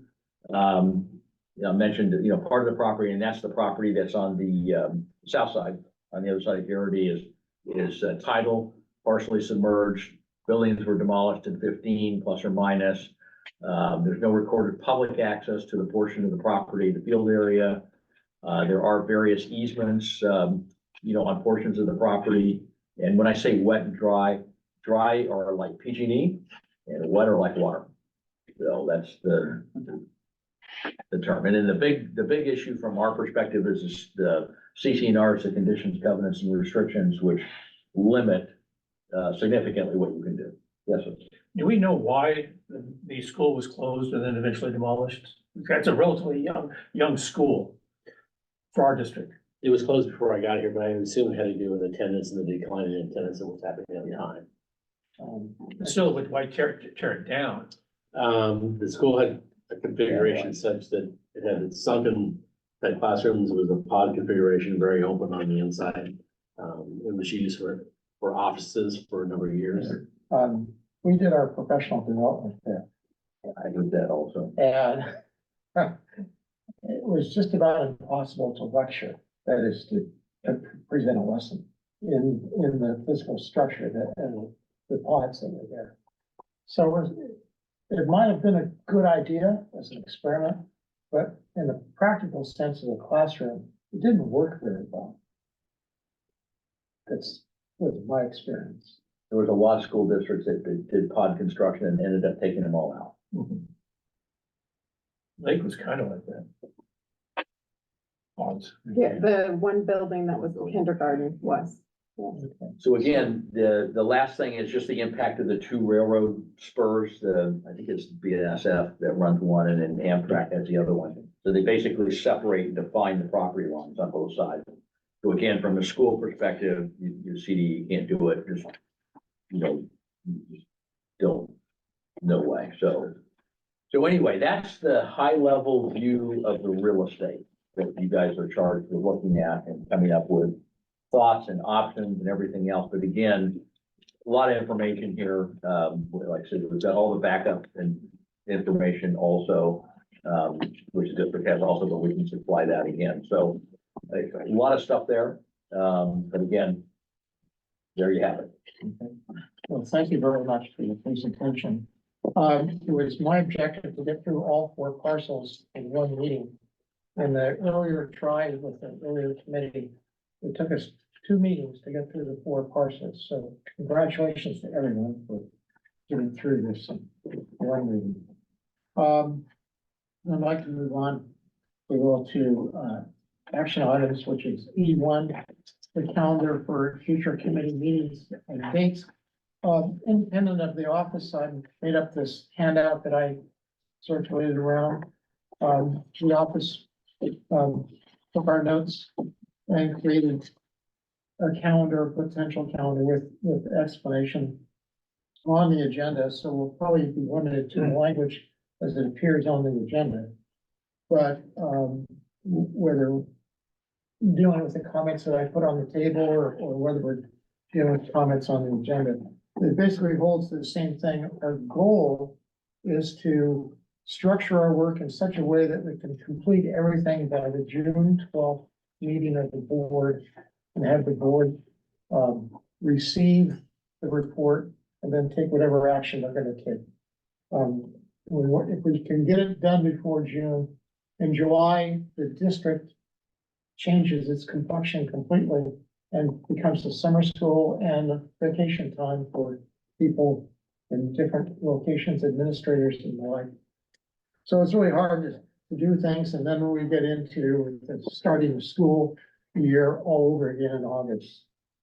So, so we'd like to have things done by June, if possible. If that's clear. So, let me just go over the dates. March 26th has already been adopted by motion earlier in this meeting, so we don't have to go over that. On Tuesday, April 9th, given all the information we've gotten tonight, the information that we'll get in reviewing the enrollment data and visiting sites, we start on drafting a report. And I suppose that some of us will be the principal authors and the others will be making contributions. So I'll probably be calling each and every one of you and asking you about what you recommend and with respect to each of the parcels, and then try to cobble that together in some sort of coherent writing. And then How do you want to adopt these dates? Do you want to adopt them one at a time so they can discuss whether or not they're free those days? Or do you want to do it as a bulk? one moment, let me finish my thought, and then let's deal with the adoption. I'd like to do the whole sequence in one motion if possible, but there may be objections, so perhaps we can do it day by day. Anyway, if we can start the writing on April 9th and conclude it by April 30th, I must admit that I have a granddaughter who has a birthday on a day in between, so I'm going to be out of town for a few days and then come back. But I can work remotely. Then in May, we have an obligation to have a public hearing with respect to our recommendations. And I know that Adams is going to be I've been to Adams before when there was a possible disposal of Adams back in the knots, like 2010 or so, whenever it was. And I remember how excited everybody got about it. And I'm sure that Harmon Knowles will be equally exciting. So I anticipate that there will be significant public participation in May at whatever hearing we can do. And then following that, dressing up the report and presenting it to the board in June. So, so that's the background. So let's go through the dates. Does everyone know, I hope, have a copy? One for you? We can make a comment if anybody needs one. I made 10, so. Oh, good, I get one too. Thank you. Thank you. All right. So, let's first discuss the April dates, which is review and discussion of potential uses and considerations for the sites in preparation of the draft report. Potential dates, April 9 and April 30. April 9 to initiate the draft report and April 30 to review the draft report. And that would only be among us as committee members. It would not be a public hearing, although the public could comment. Because we'd have a regular meeting, but it would not be a place for the public to comment. The public comment would come with the May public hearing. So, is there any objection? Yes. Okay, April 9th, Don? Okay, first off, at least for the new people, I would hope that they would want to know what kind of options are available. And Scott has given us some of these things in the past about exchanges, about selling, about options for giving it or offering it to certain groups or organizations or cities or things as a first choice. I think we need to be able to have a presentation on that before we even start talking about a draft of what's going to happen with it. We haven't discussed any possibilities. We received no option for us to bring it up or discuss it. And I have to, even though it's not a public hearing, we have to offer the public an opportunity to weigh in. We may be the representatives of the public, but the public has no idea who we are. And we need to be able to hear what they have to say about it. They may want to make it all residential, they may want to make it all parkland or soccer fields or any number of things, but we haven't heard that because we really haven't done that much good of a job about inviting them to weigh in on it. Mr. Priest, you have a comment? If there's desires to bring that forward, if you want to set up an hour for that, we can either have Scott do it, or we can have, people come in and give a presentation in that area. On public outreach? Public outreach on possible. No, uses for the deliberations property. within the committee. If we- It's still a public meeting, you have to allow the No, I public. understand All right, I'll that, shut up. but, in my experience, small groups can make decisions much better than going to a large public meeting where we have people, if you will, I'm in bringing up agreement one with Dawn. perspective or another. Oh, Yeah, I think the public needs to say, because they're the residents of the homeowners of the property, they're within that community. So they have a right to voice their own. I believe the Brown Act Brown Act requires it. Yeah. Well, we do have No, it's that, not. it does have that proposed for May 16th or 21, right? That's a That's presentation right, of the three people. report. That's assuming that everybody's already said, oh, this is what we want to do with the property. Yeah. But there's no opinion from the clients yet, or from the homeowners. Stakeholders, yeah. Let's have one at a time I'm for a sorry. second. Okay, so Liz, did you finish? Yeah, I was, Sam? So the public hearing that you're proposing for May 16th or 21, that would not be an opportunity to amend or make changes based on public hearings? I mean, I imagine we would have a public hearing because we would be able to make changes to the recommendations, right? So, Right, we can have this is not a limit to the number of meetings we can have. But it's just simply an outline to try to get us to that June 12th board meeting. So if you want to have more meetings, and more hearings, fine. But we need to propose what dates those would take place and consider where and when we would hold them.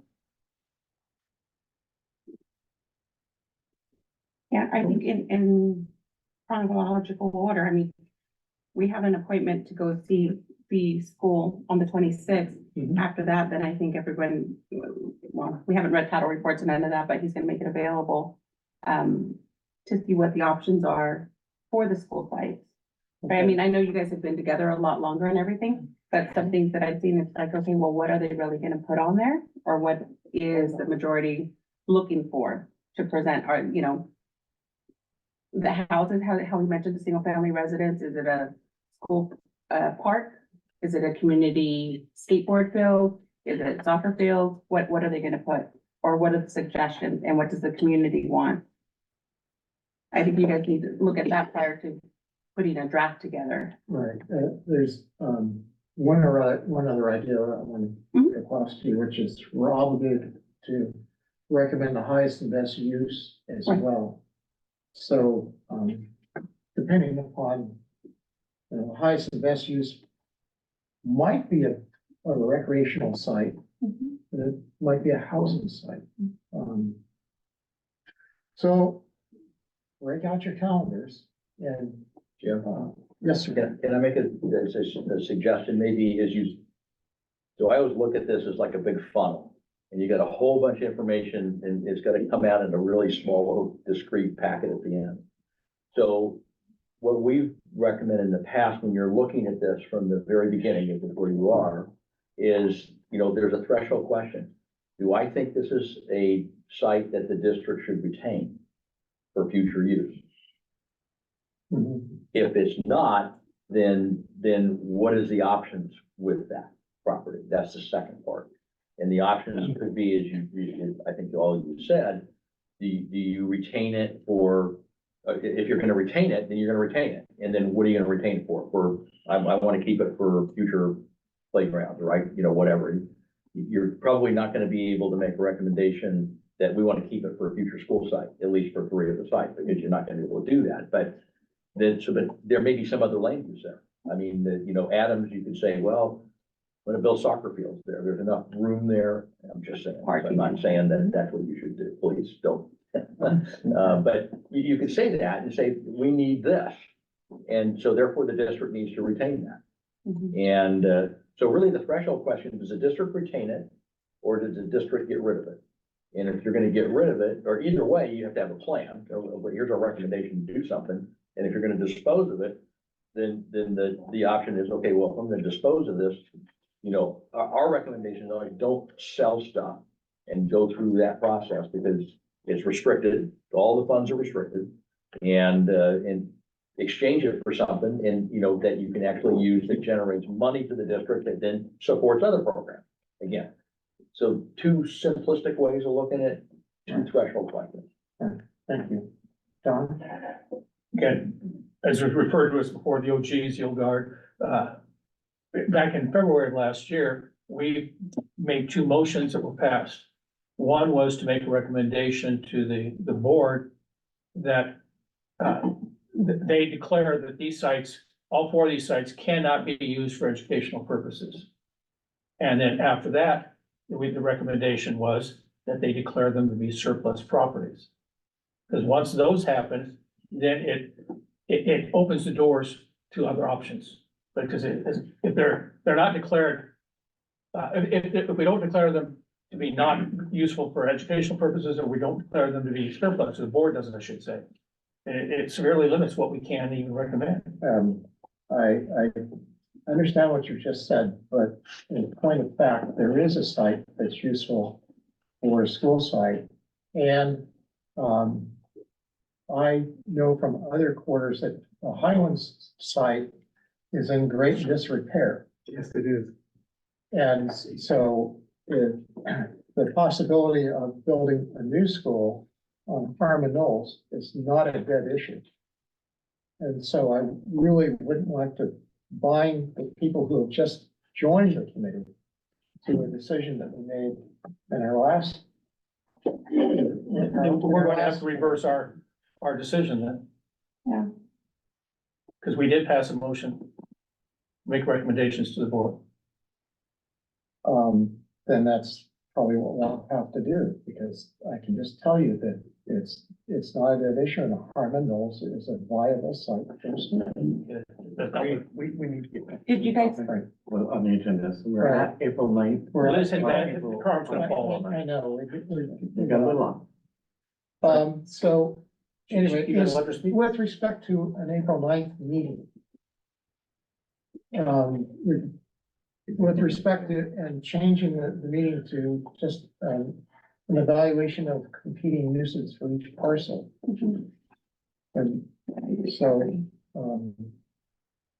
so if we change this, right now it says initiate draft report.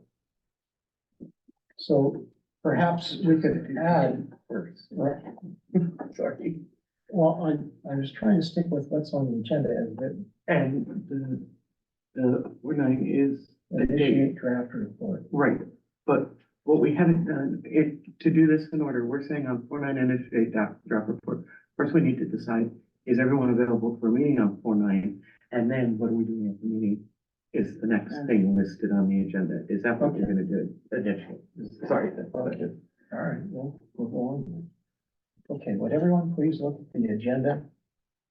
The last page, the second page of the agenda, under action item E1A. For potential dates, meeting dates of April 9 and April 30. Question is, are those acceptable dates for meetings for the committee? Is there anyone who has a problem with the date? Don? I work at Stanford on the 30th. Okay. Can we take one day at a time, please, as a listed? Okay, April 9th. Does anyone have a problem with April 9th? I do. Liz? I'm okay, I'm available. Terry? Yeah, I can on April 9th. Archie? Yes, I can. Yes. Samantha? Dawn? Yes, I can tonight.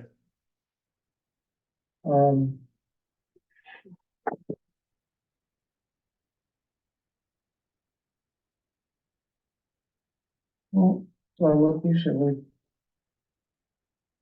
we can join us remotely? No, I'm actually working that day. Okay, how about the Thursday, the 11th? That's a conflict for me. Thursdays are conflicts. Okay, so it's even worse. We have a quorum. Yeah, we'd have a quorum, so is there a motion? What about the 8th?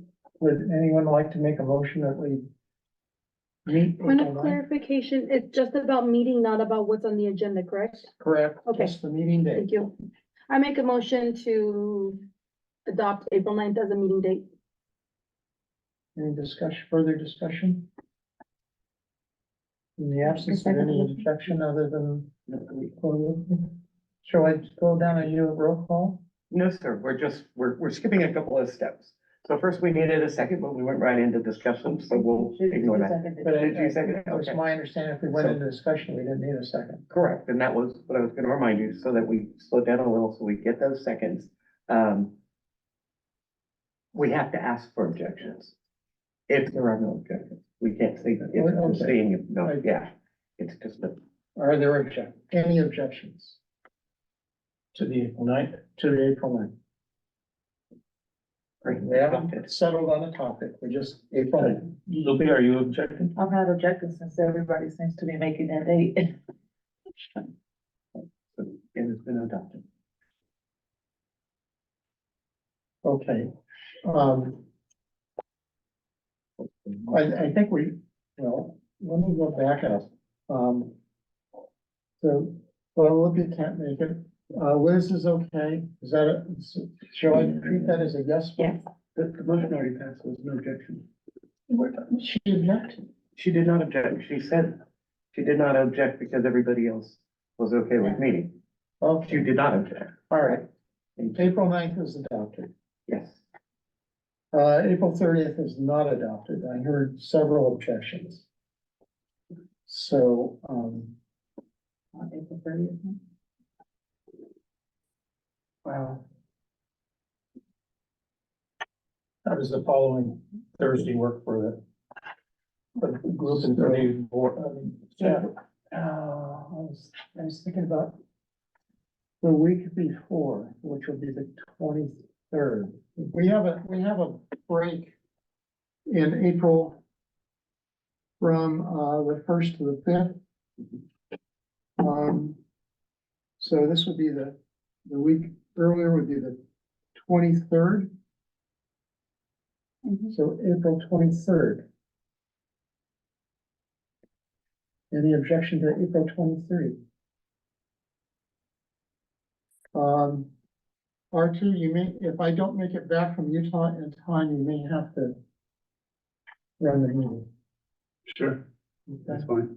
I have to handle a domestic issue. My granddaughter's birthday is Monday of that week. And it's a 13-hour drive. So, unless I fly, which I won't work. So R2, you may have to run the meeting. So April 23. Any objection to April 23? So April 23 is the next meeting date. Please cross out April 30 and on my little handout, write in April 23. And so let's move on. I want to deal with the public hearing date and then move back to see if we can pick up a date for the report. Thursday, the 16th or Tuesday, the 21st. And most people are able to make it on Tuesday. So it's Tuesday, the 21st, a problem for anyone. The 21st of April or May for a public hearing. If there are no objections, then yes. I don't know that it'll be for the public hearing, depending on what I'll end up doing Well, to evaluate property use. Shove some other meetings in between the public hearing and that. See, when, The date's okay. as I understand the public hearing date, we refer back to the agenda. We have to hold the public hearing so many days before we submit the report to the board. So, yes. Perfect question. So I thought right here, right now, we were just approving the dates, not Yeah, the Not the agenda layout. Correct. So that there's no relevance in, In the task. yeah, and the task that we have to make. So could We're we just get, working on the date. yeah, could we get clarification on if we want a June 12th school board presentation, how many days before that must we have public hearing before recommending to the board? Mr. Does Curtis? anybody have the firm response? 14 days, 21 days, 30 days? Okay. We, Melissa and I walked it back Mhm. with when she would put things on the agenda Mhm. and as early as she could post things. So that's why you'll see June, because it has to be read twice, At a public hearing or at you know, school before board? the board. It has to Mm. go twice. It has to go on the 12th and the 26th. Okay, And then there are so many days beforehand. Her latest date for submitting the agenda to the board for the 12th, which is on my handout, is May 29th. So that's why the last weeks in May are represented as the way they are. In terms of getting the work done, perhaps I was a little optimistic. But look, I know this, you know. No, I think I misunderstood the question. The question was legally, how many days do you have to have public hearing before you have a board meeting? But the response really to the question, the way this is on the agenda right now, it takes us about 2 weeks in advance in order to get an agenda item on the agenda. So that's why these dates are spread out the way they are, because that is about as tight as we can get and get an item on the agenda for the school board. Yeah. Okay. So we can run later than June 12th. I know we want to because of the year end, but we can go into August, September, right? The board meetings in July are only on the 12th. They only meet on the 12th of July in July. Right. The school board meetings. Oh. Okay, so, Yeah, no, I thought we They had, haven't adopted that. Well, okay, but it may not be adopted just yet, but I suspect that the pattern will be similar. Because that's how it goes in the school year. So there'll be one meeting in July. It's my understanding that the board has to see it twice to adopt it. okay, but what is do you know the final date that we can show them the agenda that they can adopt? Like you're saying June 12th, but is that accurate? Like if we're not ready to That's- present something, But can it carry out? And if so, what's the max date? If we're not ready, I can't answer the question because we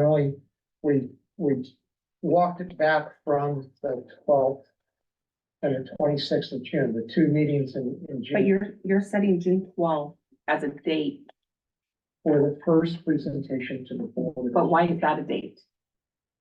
I can answer Mr. that. Priest? So the reason the June 12th date was set is because, as Mr. Sanders had explained earlier, as we enter the summer months and we lose our public for the most part because they're going on vacation. It's not that it can't come to the board later, but we were trying to get it to a public meeting Right. in June. And so June 12th would be the last meeting when schools actually, right as it gets dismissed. And so our goal was to try to get it to the board on June 12th. And so Mr. Sanders was working backwards from that date in order to prioritize as many meetings as we could to get the business done at hand. And so that's why you see what you see in front of you tonight. And can you explain to us why we can't have the April 2nd meeting? Like, why we can't meet as a It's committee? an Easter break. School shutdown. Oh. I definitely can't make April 2nd, so. Well, but it's the Easter vacation, it's the spring break, if you will. No, I understand. So there's nobody here.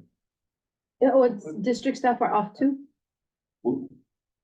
Mr. I Priest? could. Schools are closed, teachers are off, district staff is here. The only holiday we have is the first. So technically we could meet. You could meet on the second, Yeah. if people are available. So I wouldn't be available on that date.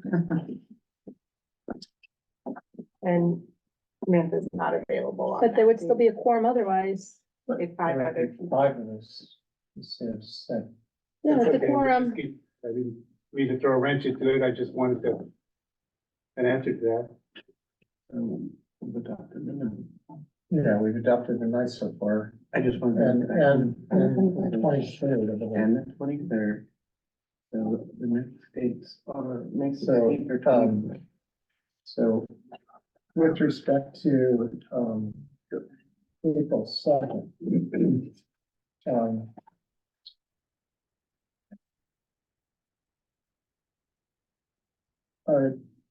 we wanted to do the enrollment review, the data review. We're fixed with, that's a statute obligation. We have to look at enrollment. So I want to get that out of the way, very early. It's pretty much factual and compiled the data already. So on the second, we could, if you want to be on the second, that might be the time to discuss the competing uses for different places. Don? So I haven't been on this committee since the very beginning and even before working with the associate superintendents on this kind of stuff. I think it's just so critical that we do everything we can to make sure all seven of us can be available, because if we're, as accelerated as all this is, there's just so much information that a committee member that is not there will miss out on, and there's no catching up on it. So I think we need to do everything we can to make sure that we accommodate the time constraints that everybody has on here, so that we have all seven of us that are available on any given meeting night. I don't disagree with you.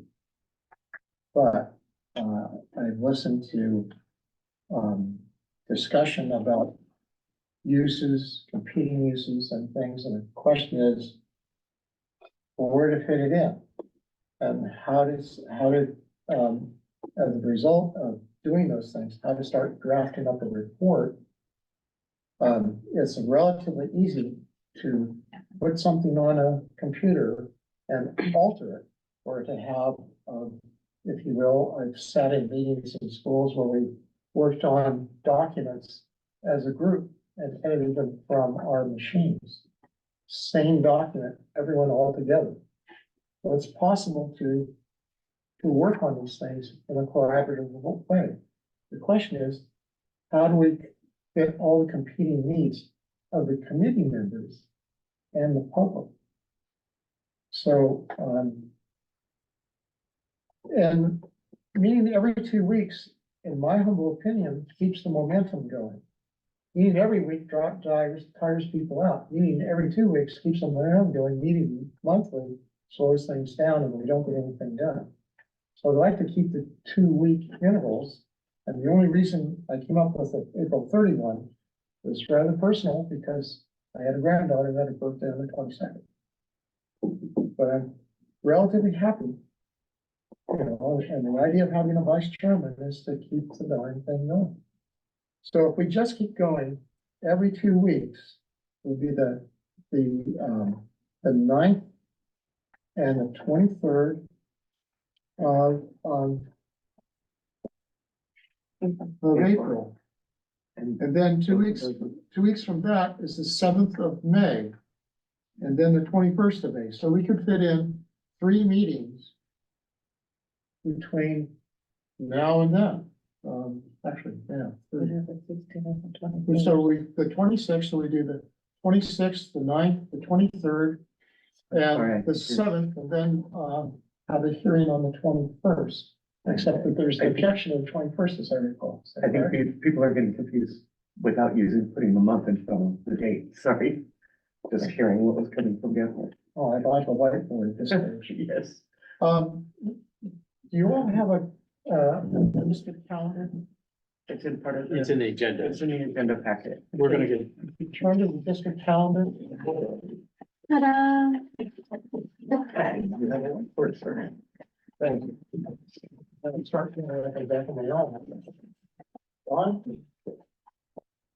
Our hands up so long, I almost forgot what I was gonna be talking about here. I know that there's an effort to get this done as quickly as possible. Tonight would be great. Sorry. Tonight would be great if we get it all done. But a lot of us got day jobs. We've got multiple meetings throughout the week. I'm supposed to be at the Richmond City Council meeting tonight. Every Tuesday night, these are scheduled. I'm supposed to be at another meeting. We've got Wednesday night meetings. We've got Monday night meetings. We've got Thursday night meetings. And then we still have to be able to find time for whoever's going to be drafting this thing, to be able to work together, to read all this material, to reach out to our community and to be able to put things together. And there's only just so many hours in the day, so much days in the week. I think we're being overly aggressive and trying to get this done as quickly as possible. We need to be able to give us enough time to process, to be able to think about it and to do the work, without too many of our members, whether it's on these meetings themselves or working on the draft, saying, I can't make that, so you just have to do it without me. So it's only a few people actually doing the work. And so it's the decisions and the opinions of only a few people. What's your suggestion, Don? I said, I think it's an artificially created deadline of getting this done, assuming that everybody is gone for the summer, for taking vacations. I said, a lot of people don't take vacations. They can afford vacations. I said, I think more people are gonna be available in June and July, and even August. Spread things out far enough so that we can actually get the work done, where we're not overly taxing each and every one of us, that have other responsibilities. Okay. If I may, Samantha? I may also suggest that we see how things go. You know, maybe those who are new to the committee will pick things up quickly. We have people with different experiences that may not need that extra time. I know at least from returning committee members, I feel like, you know, for me, I'm ready to go, right? But our new members may not need that extra time. And so I also propose why not plan for June 12th? And if we have to push it back because we don't feel prepared or we don't feel like our recommendation is as well informed as it could be, then we consider moving it back later, but only after we meet a couple more times and how comfortable we feel with starting to initiate a draft report. Okay, so can we, set some dates in May? And then with topic to be determined. Okay? Will that work? And we can just settle on dates. All right, with that in mind, referring back to the district calendar, and if that's the case, then May 7th. And So many of us. everyone make May 7th? Yes. In the absence of any objections, if there are no objections, May 7th is a meeting date for a regular meeting. Topic to be determined. But on the agenda we have the 16th. Those are possibles. Yeah. We'll pick it. So, and continuing, so May 7th is adopted. May 21st, and this the next Tuesday, and Don, I think you told me you have a problem. No, not May 20th. I mean, every Tuesday night I got a problem. I'm supposed to be working at a city council meeting right now, but that's just one of many meetings I can blow off. Okay, My work at Stanford that's a different story. Gotta be there. okay, Sorry, big meet, Cal versus Stanford, go Bears. so, May 21st. Is there an objection to May 21st? May 21st is adopted.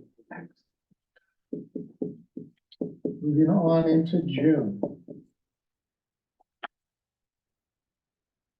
June 4th. So that whole first week of June is graduations.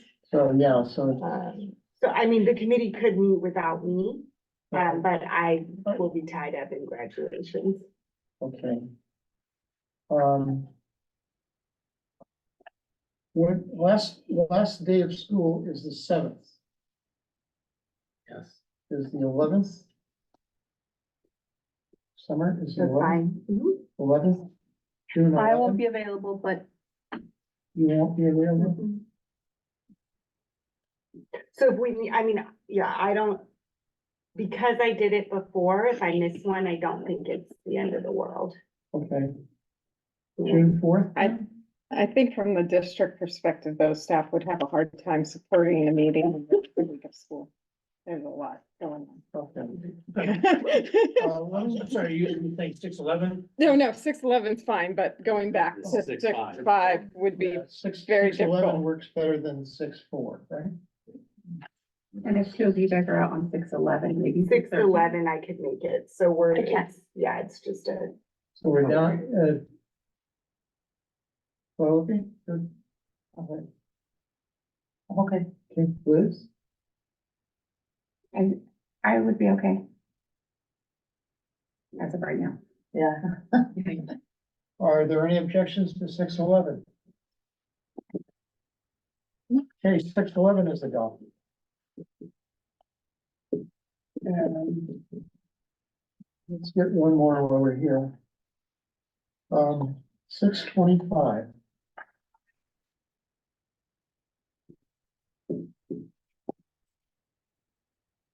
Are there any objections to 6/25?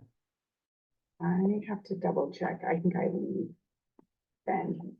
To me, I wouldn't be able to commit to anything that far ahead. Just because. Same here, Yeah, vacations and stuff. Okay. All right, so let's not adopt 6/25 because it's too far of a reach. So the dates adopted are 4/9, 4/23, 5/7, 5/21, and 6/11. and each one agenda to be determined. All right, and our next meeting will be, March 26th at Adams School at 6 o'clock, Here at 7. and then back here at 7.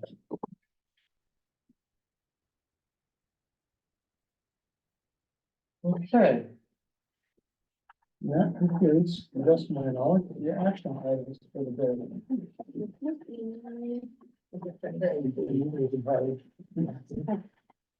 All right. We're just gonna say for the meeting at Adams, let's convene on Patterson Circle right in front of the main entrance. And then we, So that's at the top, right? well, it's at the bottom of the U, so as you come down, it'll be right in front of the school, or you can call You're it the gonna top. open the gate. Well, there's no gate up there, There's so no we'll gate. come all the way It's a down to the street. school. Oh. Patterson Circle makes a big U. So, just off of Arlington, Like that. why don't you let me pick you up? Right, We can talk about it, but Okay. I've been to Adams a couple times and just trying to figure out The visually. main entry.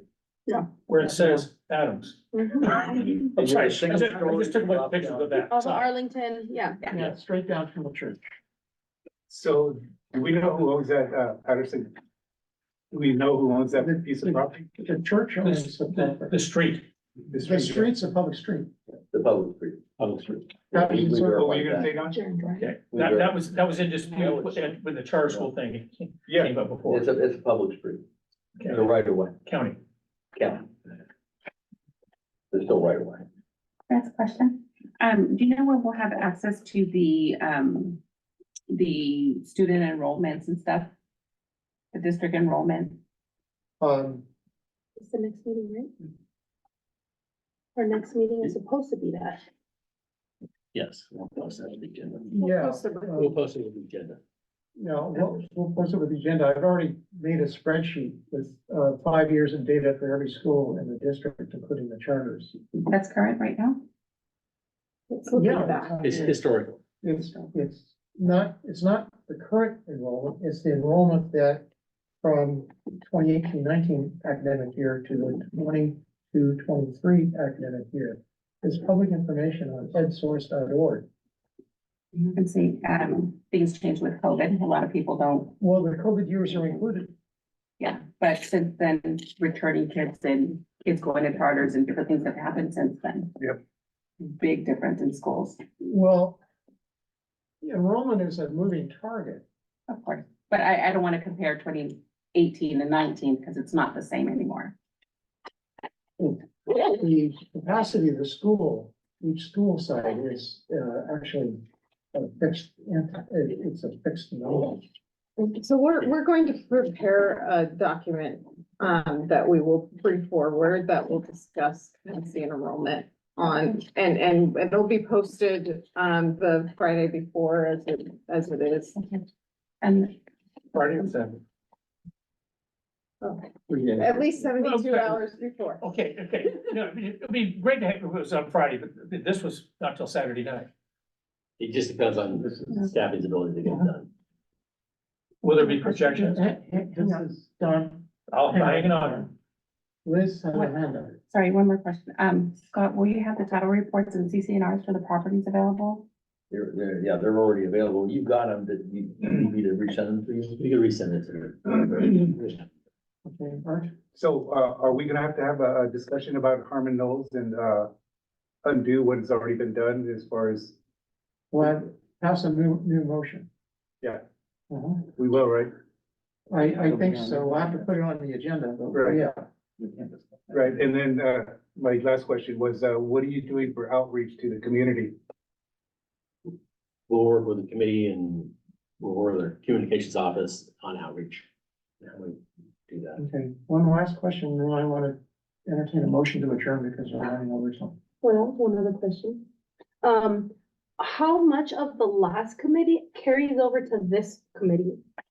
Are we expected to honor previously agreed upon committee decisions despite being a new committee? Yeah, okay, I mean, I don't know if one wants to take a crack at that, but We'll turn it over to our parliamentarian for advice. As long as so we can always amend motions that have been previously adopted, as long as like something hasn't been done that we can't reverse. If we say we want to, we're gonna give Louis a $20,000 a year raise, and then we give it to him, we cannot later say we're taking it away. So for that example, you know what I mean, as long as it hasn't been done. If the committee has adopted something previously, absolutely, we can have a motion to amend something previously adopted. I guess my bigger question here is, are we a new committee? And if so, then, for example, why are we repeating meetings if we are just carrying over, if it's just a continuation of the first one as opposed to a brand new one? If we're a brand new one, then why do previous motions still carry over? Can I answer that? And John has his hand up, if you want an answer to that one. So the way we took this to the board, much as we did the first time, so we had our first membership, and when we didn't have enough attendance, we decreased the number of members down to 7. We had 11, we brought it to 7. This time we amended it to drop the members that were no longer attending the meetings and add members to bring us back up to 7. So we didn't recreate the committee, it's a continuation of the existing. The reason to go back is to refresh. It's been since February of 23 since we've met. So while there are motions that have taken place and actions of the committee, we wanted to start and be able to update the new members as well as refresh the existing members where we were. But it's a continuation of the existing committee, it wasn't a reformation. Fine. Thank you.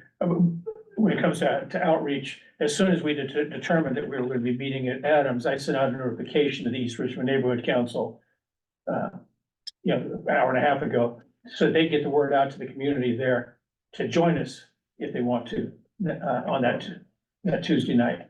So I mean, we're already taking action. Anything else above and beyond that is always appreciated. Sure, so,